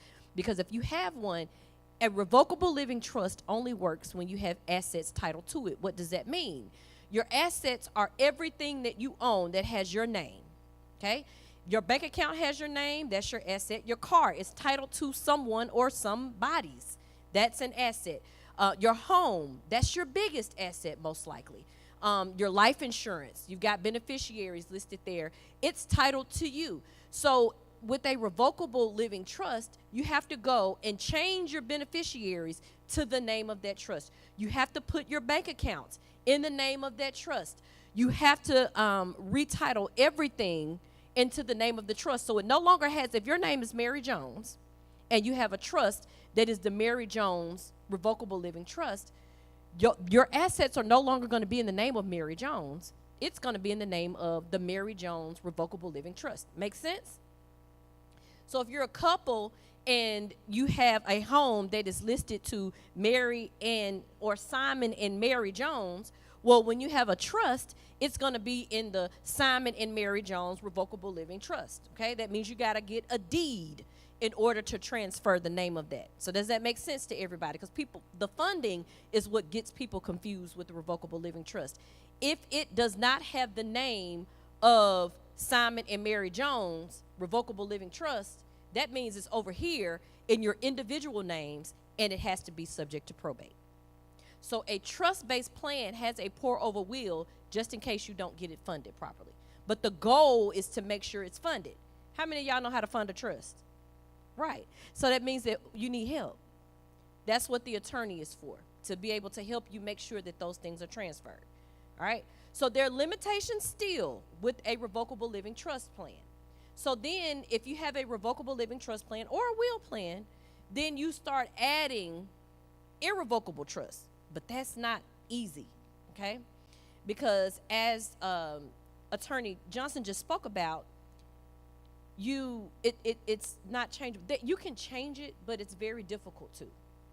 And there are tax implications, because where your personal income tax bracket is, the trust becomes an entity. It has an EIN. You got to get one through the IRS, and it's taxed. Whatever is in it is taxed at a certain rate. Y'all, anybody know what the percentage is?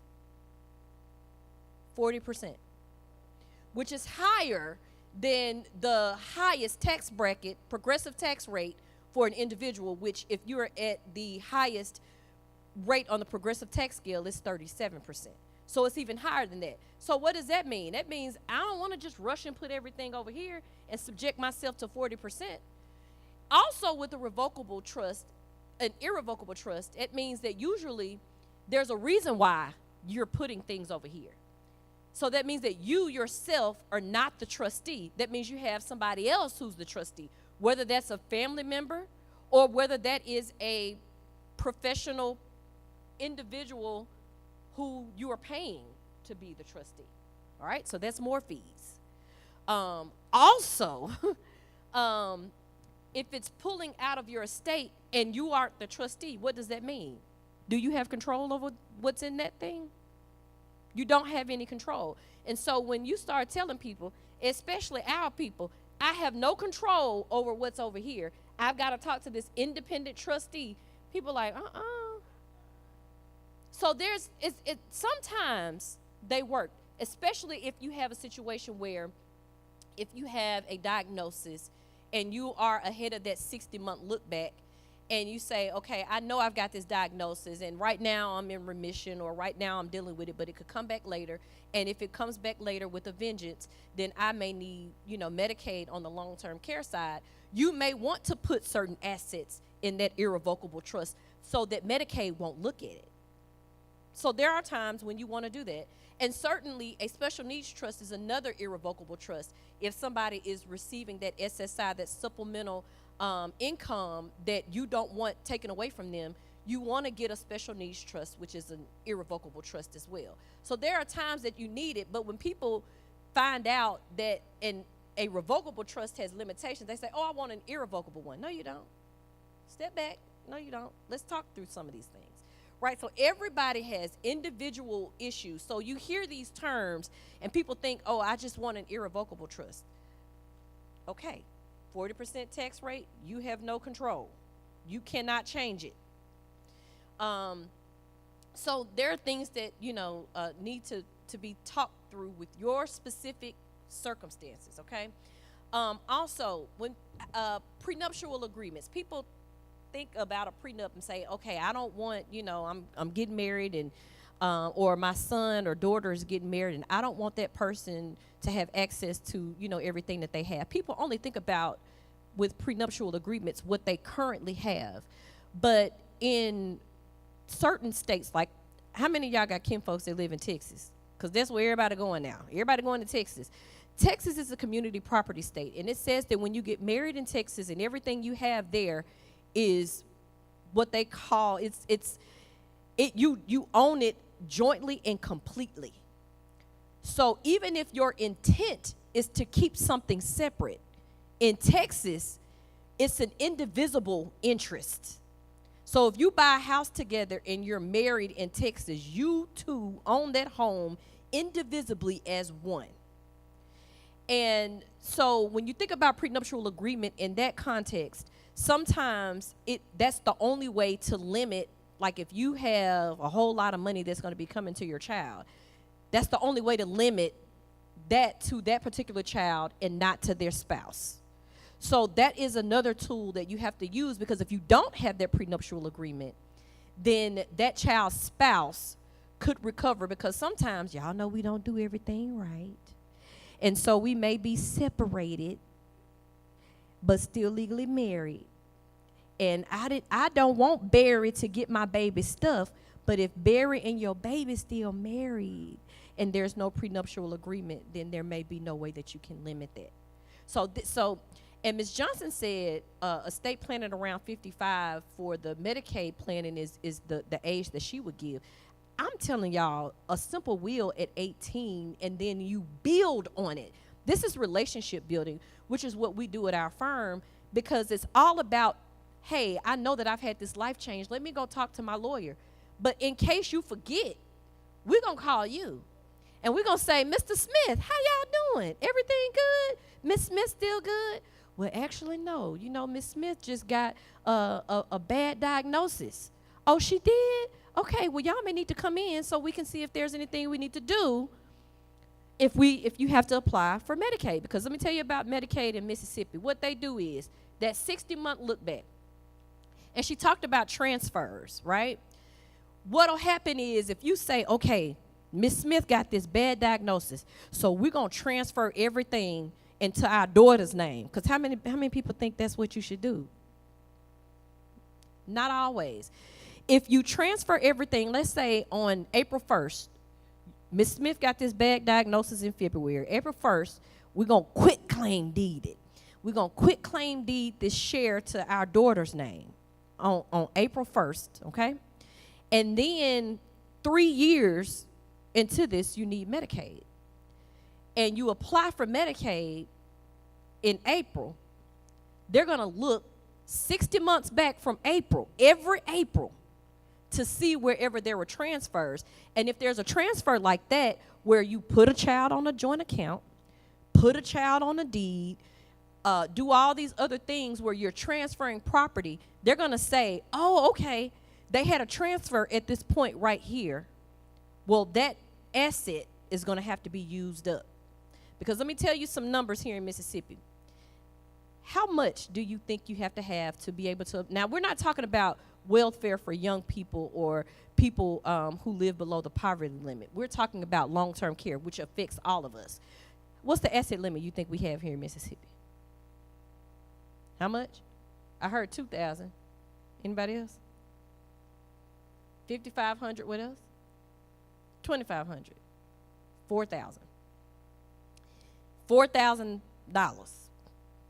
Now, Mississippi is quite liberal, more liberal than Tennessee. Now, Tennessee will get you all hamstrung.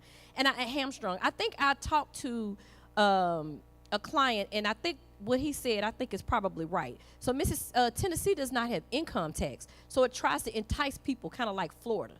But so they say, okay, we want to be open for retirees because you can come and bring all your millions here. We're not going to tax your income. But what they are going to do is make it difficult for you to get government benefits. So Tennessee's asset limit is $2,000, and they count everything.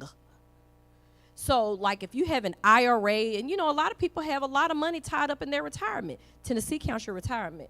Mississippi does not. So it pulls a lot of things, and that's why you got to talk to somebody who knows what counts and what doesn't. in Mississippi, so it doesn't count your retirement, which is good. So if I've got an IRA over here that has $500,000 and it's not countable, that means that my assets, if I've got it all over here, you know, I may be able to count. If I have $5,000 in my bank account, okay, we can work with that because we can do what you call spin down. Now, the income may be the problem because the income limit is, and they change it every year, and so it just changed, but it's $2,800 or something more dollars a month. But if your income is more than that, there are ways to fix that, okay, with the qualified income trust and other things. So you've got to talk to somebody who can help you to do it before you apply for Medicaid, because once you make application and you've not done anything before then, all of that stuff counts. So you talk to somebody before, everybody say before you apply, to make sure that you don't have any immediate issues.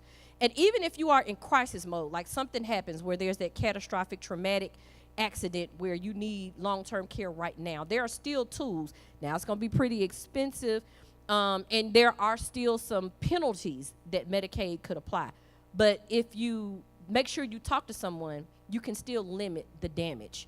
The problem becomes if there is land involved and there are not proper people in place. But I'll give you this tidbit. So if any of you think that Medicaid recovery as it pertains to the family home comes into play, if you're married, then it's protected if there's a spouse. And Mississippi has a wonderful case that says even if there are heirs involved, and I don't mean like cousins, I mean like children. So if your children or grandchildren, they cannot recover that property. But if you have extra property, like rental property, or you got this land that is tangential to the family home, then you got some concerns. That's where you may want to start thinking about that irrevocable trust for whatever, so that it pulls it out of your estate, okay? Life estate deed and other land transfers.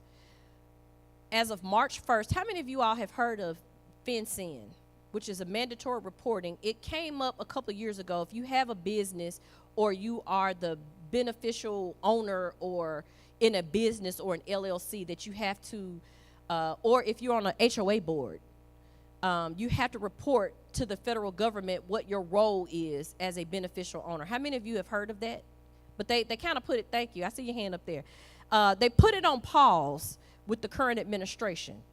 But as it pertains to land transfers, as of March 1st, if there are any transfers of property, there are some exceptions, and moving your property into a revocable living trust is an exception. You may have to report any land transfer. So like when she talked about a life estate deed, that would qualify for one of those transfers that has to be reported to FinCEN.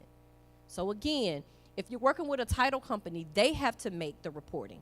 But if you're trying to do this yourself, you're trying to go up there and do a quick claim deed at the Chancery Clerk's office, you may unintentionally have put yourself in a situation where you got to report what happens. So make sure you're aware of that, okay? Let's see. Y'all see I'm at that age where I hold that paperback. Y'all remember how people do that at church? You have to hold a paperback. So I'm at that age where I'm holding this paperback. Multi-state property. So, y'all know I live in a border area in Olive Branch where people may have some property in Tennessee, Mississippi. You all are at a border area here with Alabama and Mississippi. A revocable living trust is also good because if you have property in more than one state, if you either do nothing, remember the laws of that state control if you do nothing, or if you have a will, you have to probate that property in every state that property is. However, if you have a revocable living trust, part of your trust plan is making sure that those properties are pulled into it, because you're going to title that property in whatever state to that trust. Now, if your attorney is not licensed in that state, so for example, if I have a client who has land in California, I'm not licensed in California, I'm going to reach out to a California attorney to get that deed executed and filed in California. But in places where I am, like if I'm handling clients in Memphis or in Olive Branch where my office is, then I'm licensed in those states. I can get those things done. A revocable living trust has those deeds and those retitling of assets that can work in those multi-states. So that's another reason why you should think of a revocable living trust as the base of your estate plan. Okay?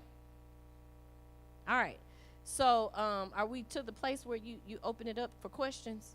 Because that's all I wanted to make sure that I give you all those tidbits. I thought that was most important to pull out from everything that you all have heard from the heir property conversation as well as the elder law conversation. You all, this is some dense stuff. I know y'all like, man, oh gosh. But I implore you, what good is the information if you do nothing? You see what happens if you do nothing. And I'm telling you all this because before I started doing this, I was like you. I heard the information and didn't do anything. But now I'm seeing on the other side with the calls that I'm getting from people who, y'all, when I tell y'all this probate stuff can get so messy because people fight. And you know, when my daddy got married and I think my stepmom did this because my daddy told me. And I'm like, stop right there. It doesn't matter what he said. Did he write it down? You know, we have got to do better. When you know better, and I implore y'all, in this year of our Lord, in 2026, especially with what's going on in our climate, we've got to do better. It's past time for us to sit back and not do anything. Our land is our biggest commodity. That's our biggest asset. As far as I know, ain't nobody reproducing no land. So if you have land and you want to protect your interest in that land, do what you have to do it while you can still do it. Don't just tell your kids, this is what I want to do. I heard I can do this. I can do this. Yes, you can write down everything that you want. You can put it in your own handwriting. But if somebody want to come in there and contest it, they'll be fighting. All right. So let's have some questions. Gentleman here.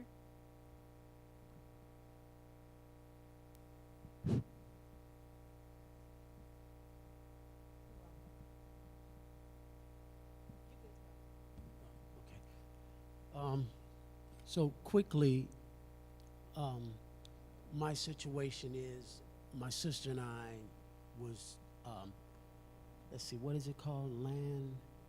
Life estate or land transfer, where our name is on the title. And my question is, do we still have to form a trust, a revocable trust? And will we still have to incur taxes, even though our name is on the title? It's a life estate deed? No, it's a real estate, land and property. Okay, so you haven't done anything with it? No, other than our names being on the title. So yes, if you want to pass it to whoever you all want to pass it to, because it depends on how that deed is structured. I have no idea.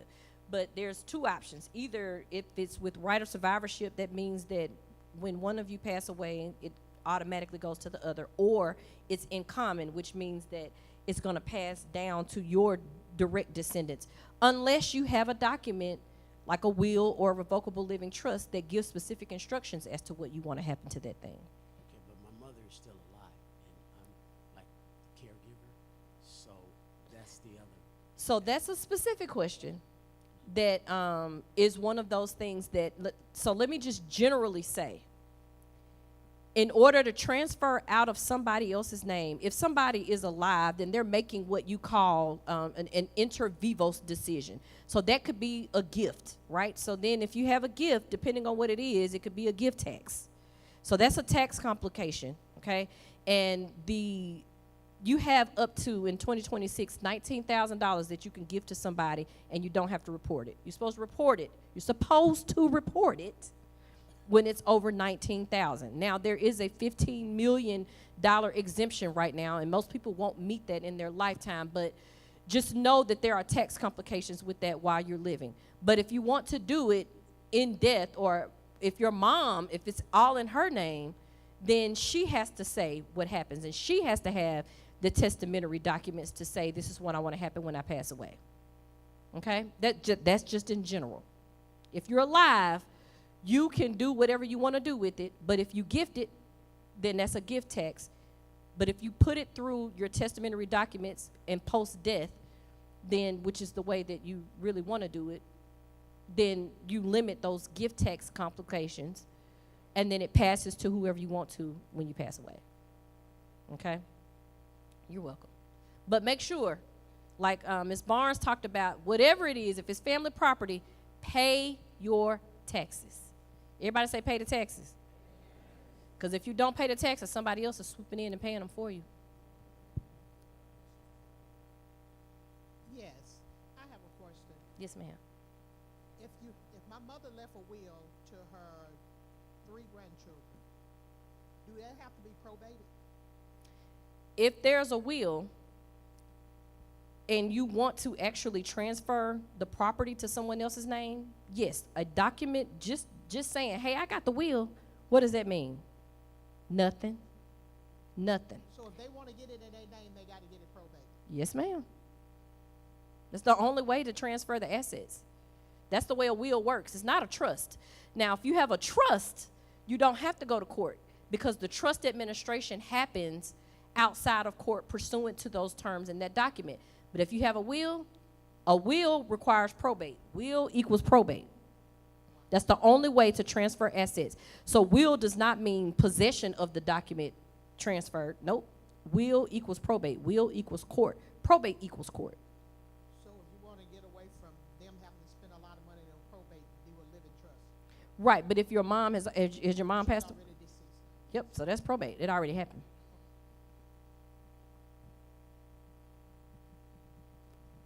I want to know if you have a will and they pass away and you never did nothing about it, but you got the will, you can't go back and do something, can you?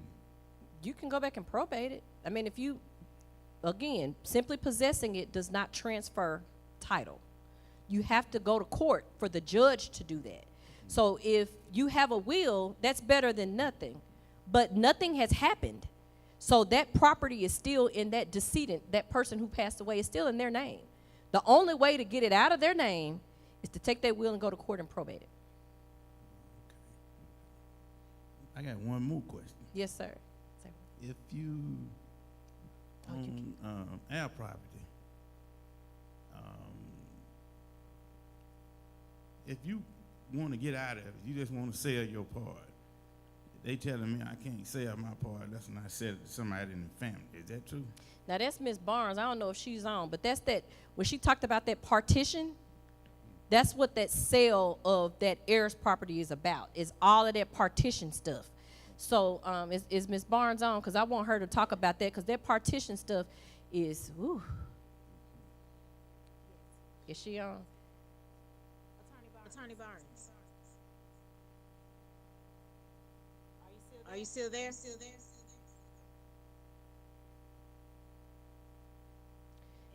if she comes back, She works for the Mississippi Center for Justice, which is an entity that helps deal with that partition because that's really dense and very expensive to deal with. But they have 2 kinds of partition. So they're either going to divide the property up in kind or they're going to force you to sell it. And if there is a force to sell part and you don't want to sell it, and you need to speak to somebody like her who deals with all of that, because you do have rights, but they may be limited depending on, I think she may have popped off, depending on what the whole entire situation is. But that's an issue when you have heirs property, if people don't want to work with other people and they want to force this partition by sale. Do y'all have a phone number? You can Google Mississippi Center for Justice, okay? And I think Ms. Silas may have her contact information. Her that office that she works with. She may you need to speak with them. If I make my revocable living trust in Mississippi and I move somewhere else outside of Mississippi, what's the process for correcting that? You don't correct it. What do you do? Nothing. So that other state is still So, Legal in another state? yes, ma'am. So I tell my people my wills are probably this much and my trusts are this big, and there's a whole lot of language in there. And one of the languages in there is about the change in situs, which is the location of the execution of the trust. So if you live in Mississippi now and you move to Oklahoma and that's where you pass away, that change in situs part of your trust is going to say, hey, this trust works wherever the administrator is. So they usually have a provision in there that gives instruction for when the domicile of the administrator or the grantor, which is the person who makes the trust, before they pass away. I have two questions. The first question is, my dad is in the process now of doing a will, but he has a substantial amount of land. And I wanted to know that if he passed, he is married. I know that my stepmom would take over, I'm assuming, all assets. So if something happened to her, she has a child, and my dad has 3 children that are not by her, what would happen with those assets? It depends on what he puts in his will, because I don't know. So whatever his instructions are, if a lot of married couples do reciprocal wills saying, if I die, I want to leave everything to my spouse. So if he says that, then if he predeceases her, meaning he dies first, it's going to all go to her. And then whatever her document says. Okay? But he could say, and some people, if it's a blended family and they have children outside of the current marriage, they will say, I want a portion to go to my spouse, I want a portion to go to my kids. But if his does say, I want everything to go to my spouse, it's going to his spouse. So if it all goes to his spouse and she passes, would everything go to her? Depends child? on what her documents say. If she has documents, then it's going to go pursuant to her instructions. If she has no documents in the state of Mississippi, if it's in Mississippi, if the state of Mississippi speaks, it's going to go to her family because you are not a part of her family.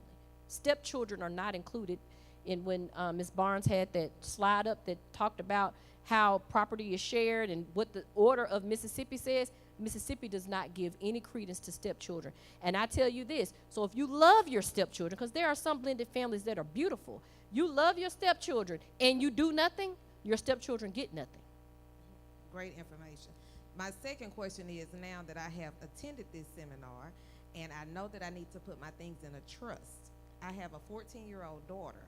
So when it comes to my assets, home, money, things of that, if she's under age still when I pass, then would her father take on anything? It's whatever or- you say. You got the right to say whatever you want to say, because when you do your documents, it's whatever you say. So it's whatever you say, whatever you want. But I will say too, a trust will allow you to limit. For example, let's say that you pass away while your daughter is still a minor. It allows you to limit and kind of like a toothpaste squeeze out things to that child.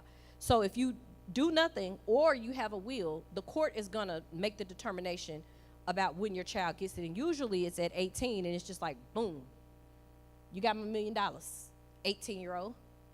But a trust is gonna have specific instructions if you say, hey, I want my child to be able to get just the income, like I'm gonna invest this part, and that they're only gonna be able to get this income until they turn 25, and then whatever's left in their trust at age 30, they can get the balance of it, because how many of you know that a 30-year-old has more mature than an 18 one? So you can leave specific instructions in your trust like that. You're welcome. Okay, I've got a couple of questions. One,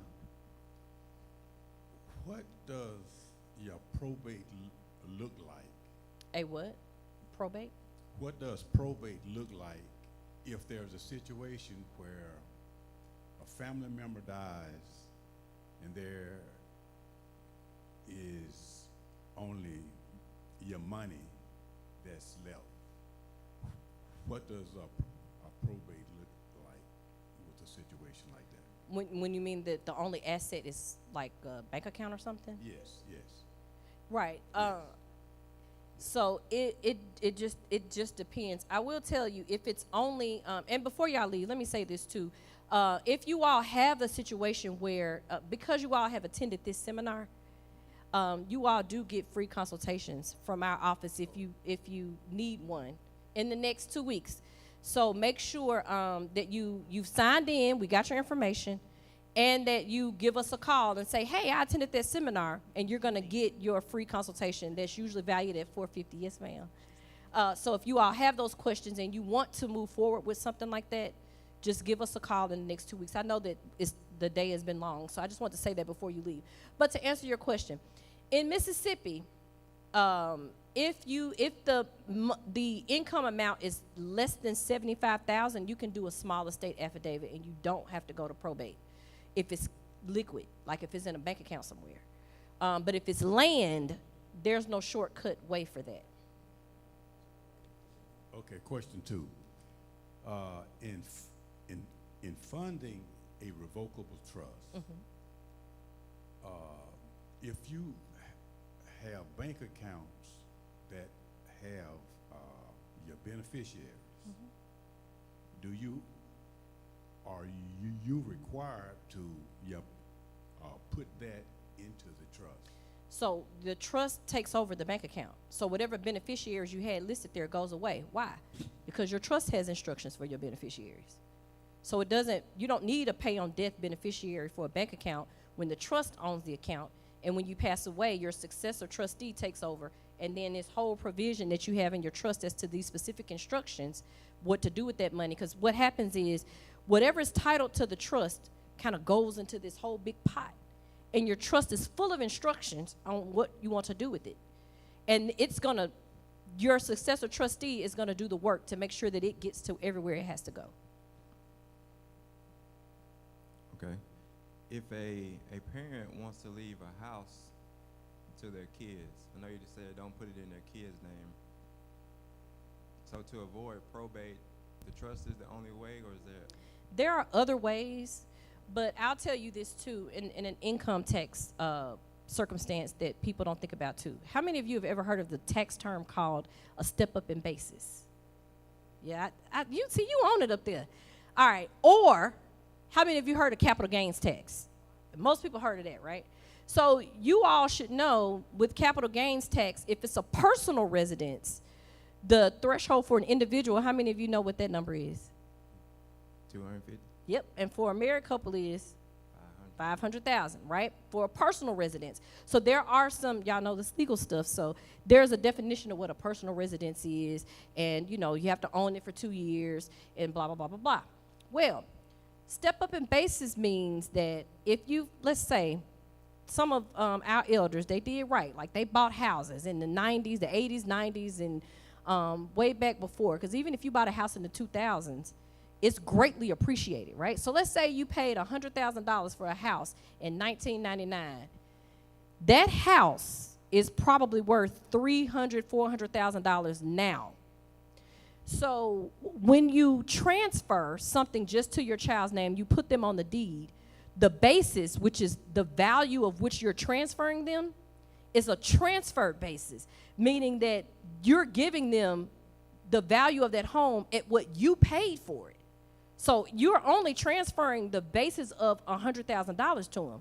Well, when that child says, I don't want mama's home anymore, I want to sell it, and now it's appreciated to $400,000, you got $300,000 of untaxed gain that is now realized when you sell it, and they're going to have to pay capital gains. When you don't do it that way, which is what we're telling you to not do it that way, but when you do it through some estate planning measures, like through a revocable living trust or a will or something like that, you receive a step up in basis, meaning that when mom dies and the house is worth $400,000, the basis that I take in that house is not $100,000. I'm receiving it at $400,000. So how much capital gains I got to pay? See, this is the stuff that we didn't know nothing about. Now you know.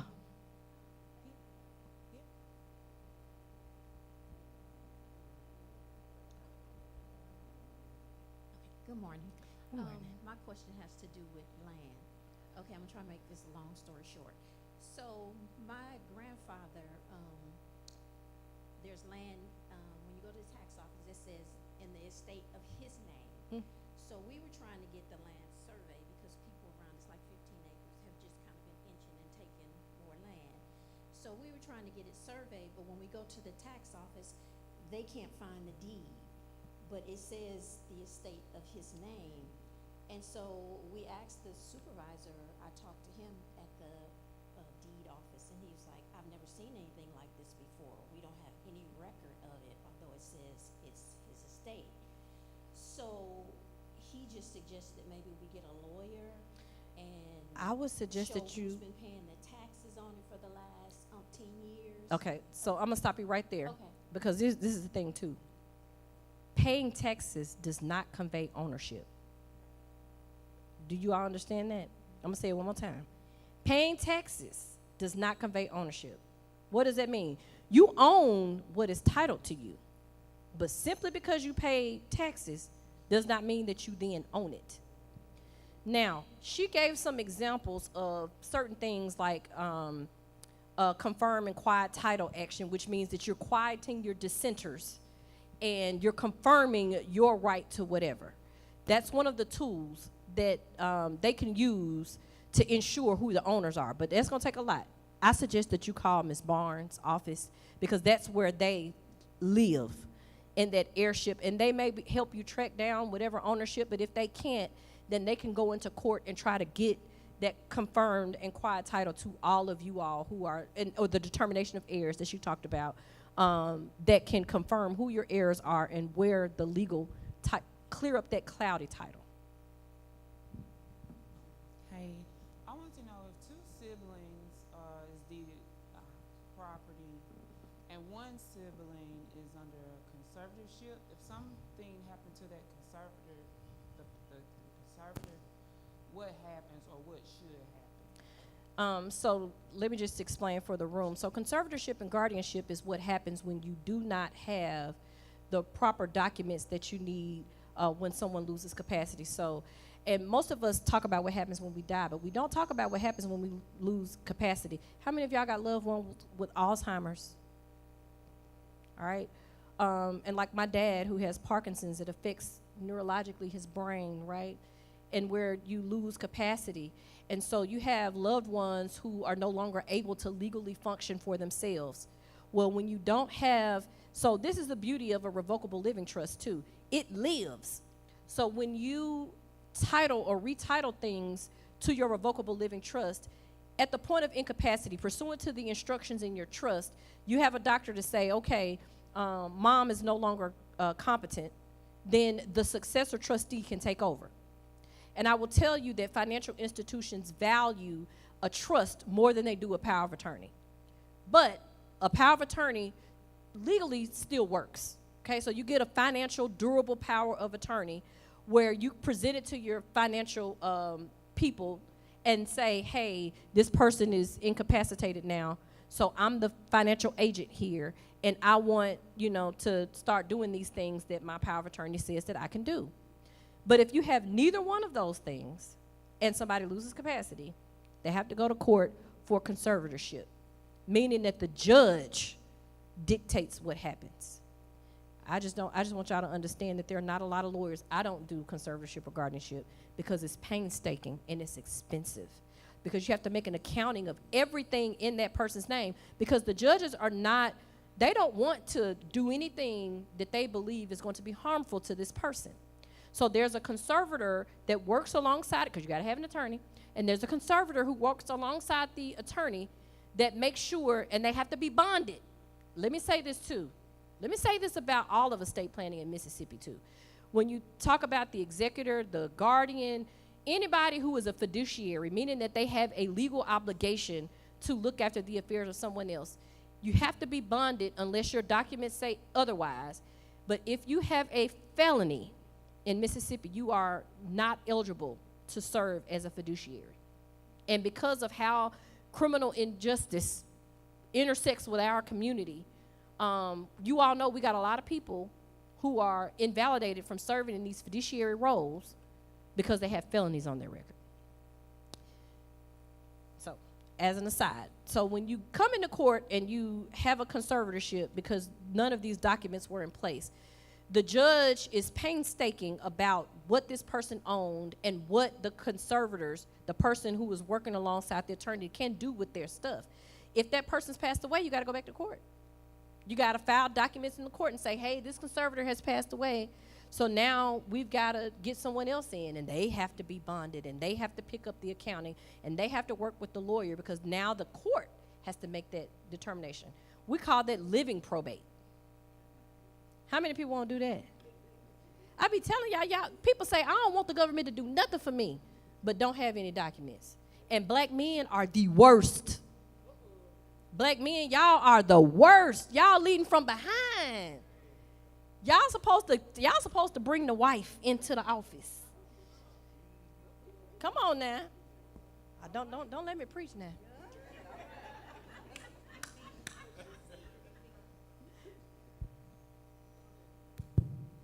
Oh, I hope I have a simple question. Yes, sir. You got a revocable trust, and who files the taxes? Does a revocable trust have to file taxes, or the individual? So a revocable living trust is not a separate legal entity with a separate EIN. It works with your social security number. So you and your spouse, if you're married, or just you, nothing is different. You're filing everything with your social security number. It's done the same. The only thing you're doing is retitling your assets to the name of the trust, so that when you pass away, it then becomes irrevocable, and then you get a separate tax EIN, and then you start filing tax returns under it. I hope my question is simple.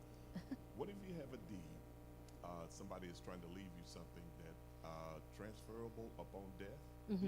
Mm-hmm. How does that work versus a trust?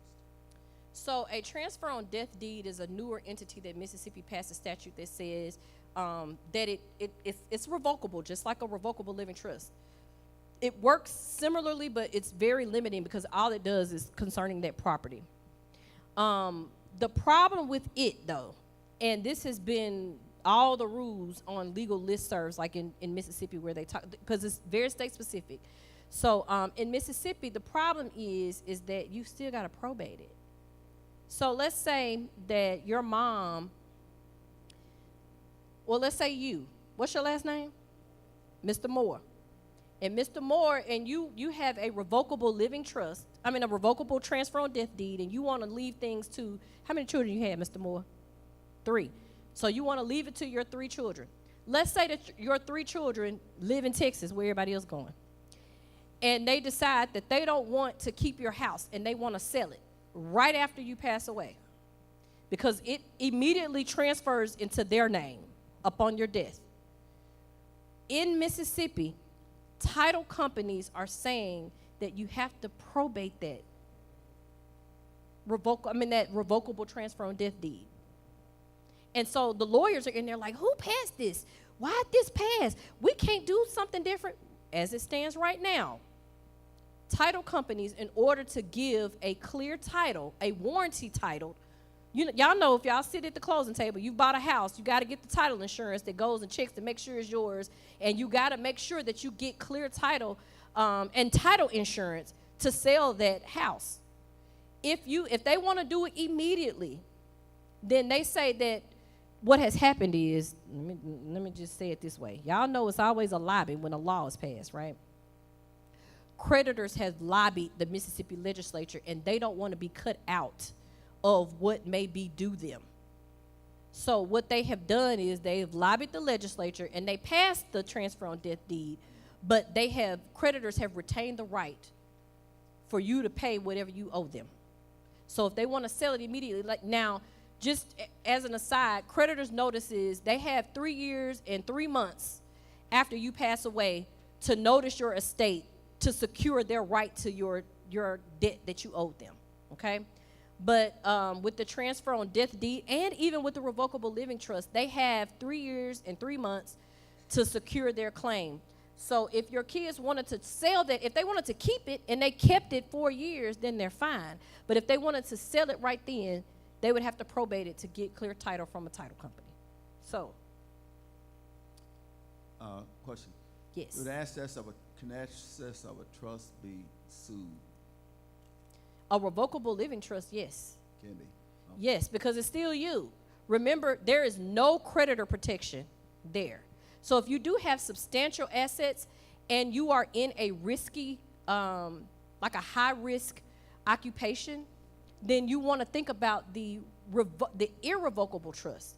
Like Mississippi does have a domestic asset protection trust, which basically there's a creditor protection of a period of like 2 years. Basically, they say at the creation of this domestic asset protection trust, creditors get about 2 years. And after that period, it's pulled out. But again, if you put it in a domestic asset protection trust or even a Medicaid asset protection trust, can you control it? You lose control when it's an irrevocable trust.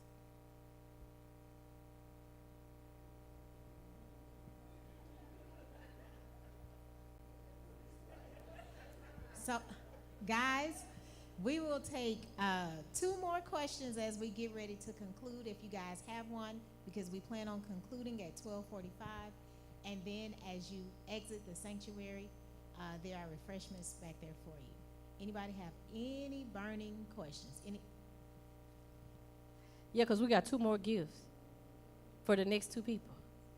Yes, ma'am. All right, take for instance, if I have a child and I leave my child something and I don't necessarily want, forgive me, her husband who's not worth a quarter to get it.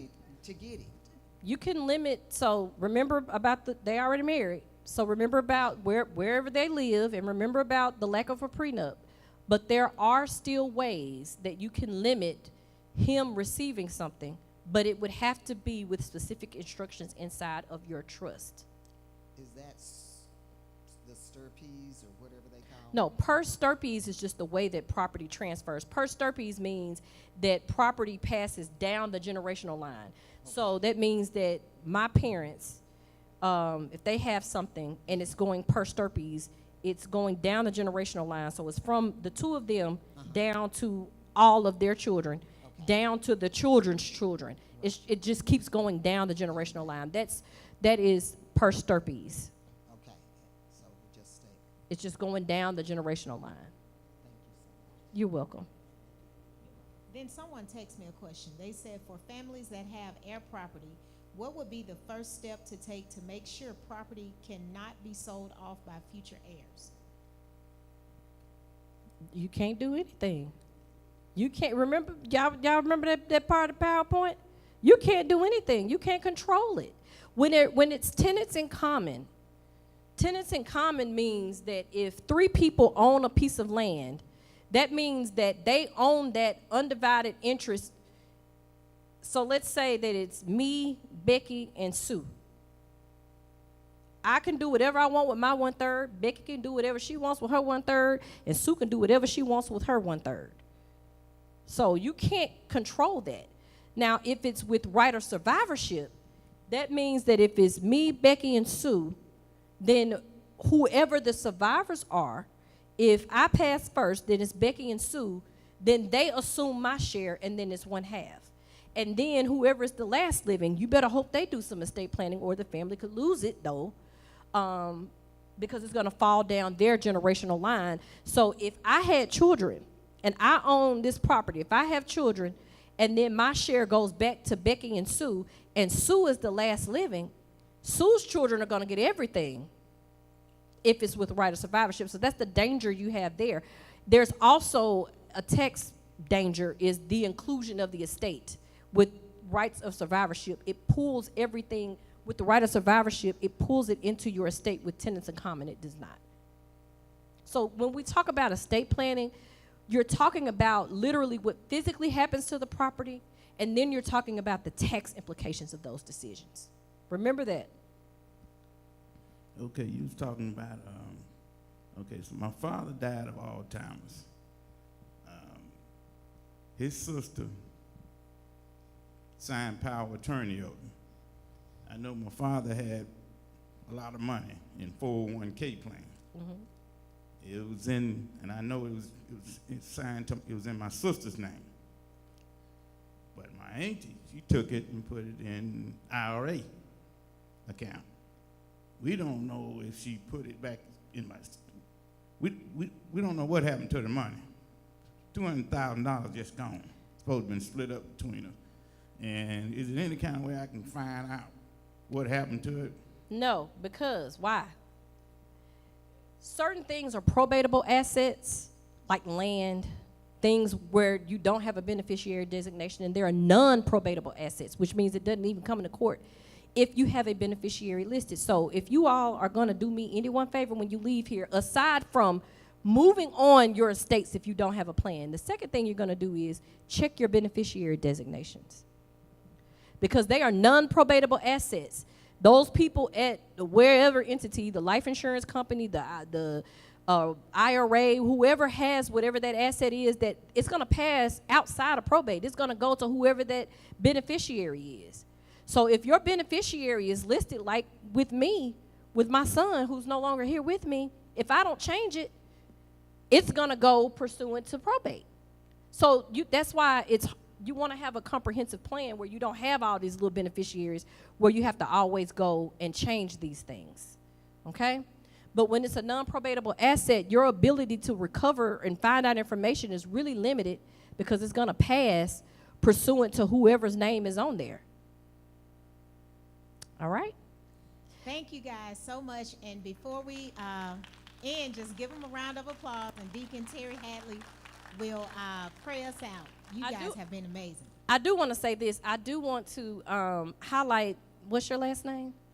Miss Beard traveled from Jackson, Tennessee. She said you talked to her somewhere? Yes. And she traveled over 2 hours to be here today.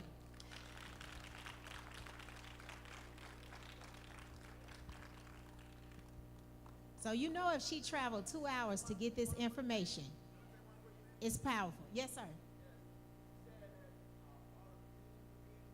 Yes.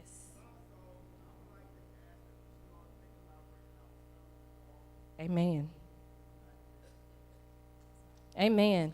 One of the things I will say that we have at our firm that we did, when did we do this? Last month? In February. And we'll probably have to do it again, is trustee school. Because when you name an executor on a will or a trustee, people like, oh, what does that mean? And they don't know what to do. So one of the things that we have at our firm that we offer is our trustee school webinar, to educate people on what that means. Because sometimes, y'all, look, I love our ancestors, but sometimes they kept too many secrets. They said it was a will, but didn't tell nobody what was in it. Didn't tell nobody where it was, right? And you can't even find it to probate it. So let's not do that. And right, yes, sir. Tell our children, look, I got this document. This is where it is. Here is your copy. Okay? You need the original, but here is the copy. And then look for situations and circumstances like we have with the trustee seminar, so that we can educate outright. We're not passing it back. We got to pass it back. To fill it up without, just like we, look, and I'm going to say this, and then I'm going to get off this, like we don't talk to our kids about the benefits of marriage. Amen.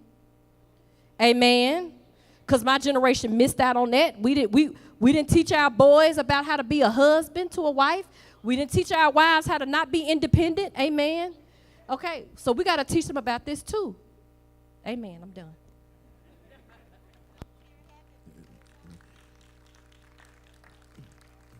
That's a lot of good information we got today, so let's not just let it go away. So let's continue to gather and learn more about it, because it is a lot of good information there. Let's pray. Our kind of Heavenly Father, we come to you this evening, just say thank you. Thank you, Lord, for allowing us to be here today. Lord, allow us to not just hear of what was said, but use it to benefit us. But most of all, Lord, just let us to continue to serve you and make sure that we're doing everything that's pleasing unto you, that you guide and direct us in the way you would have us to go. Lord, watch over each and every one of us who's here today and our families. Lord, as people go back and forth to their home, Lord, let's give them traveling grace. Forgive us for our sin as we sin, and we come short of your glory. Lord, we ask all these prayers in your darling Son, Jesus Christ's name I pray. Amen. Guys, please grab sandwiches. And thank you to the finance ministry as well as the church for allowing us to do this.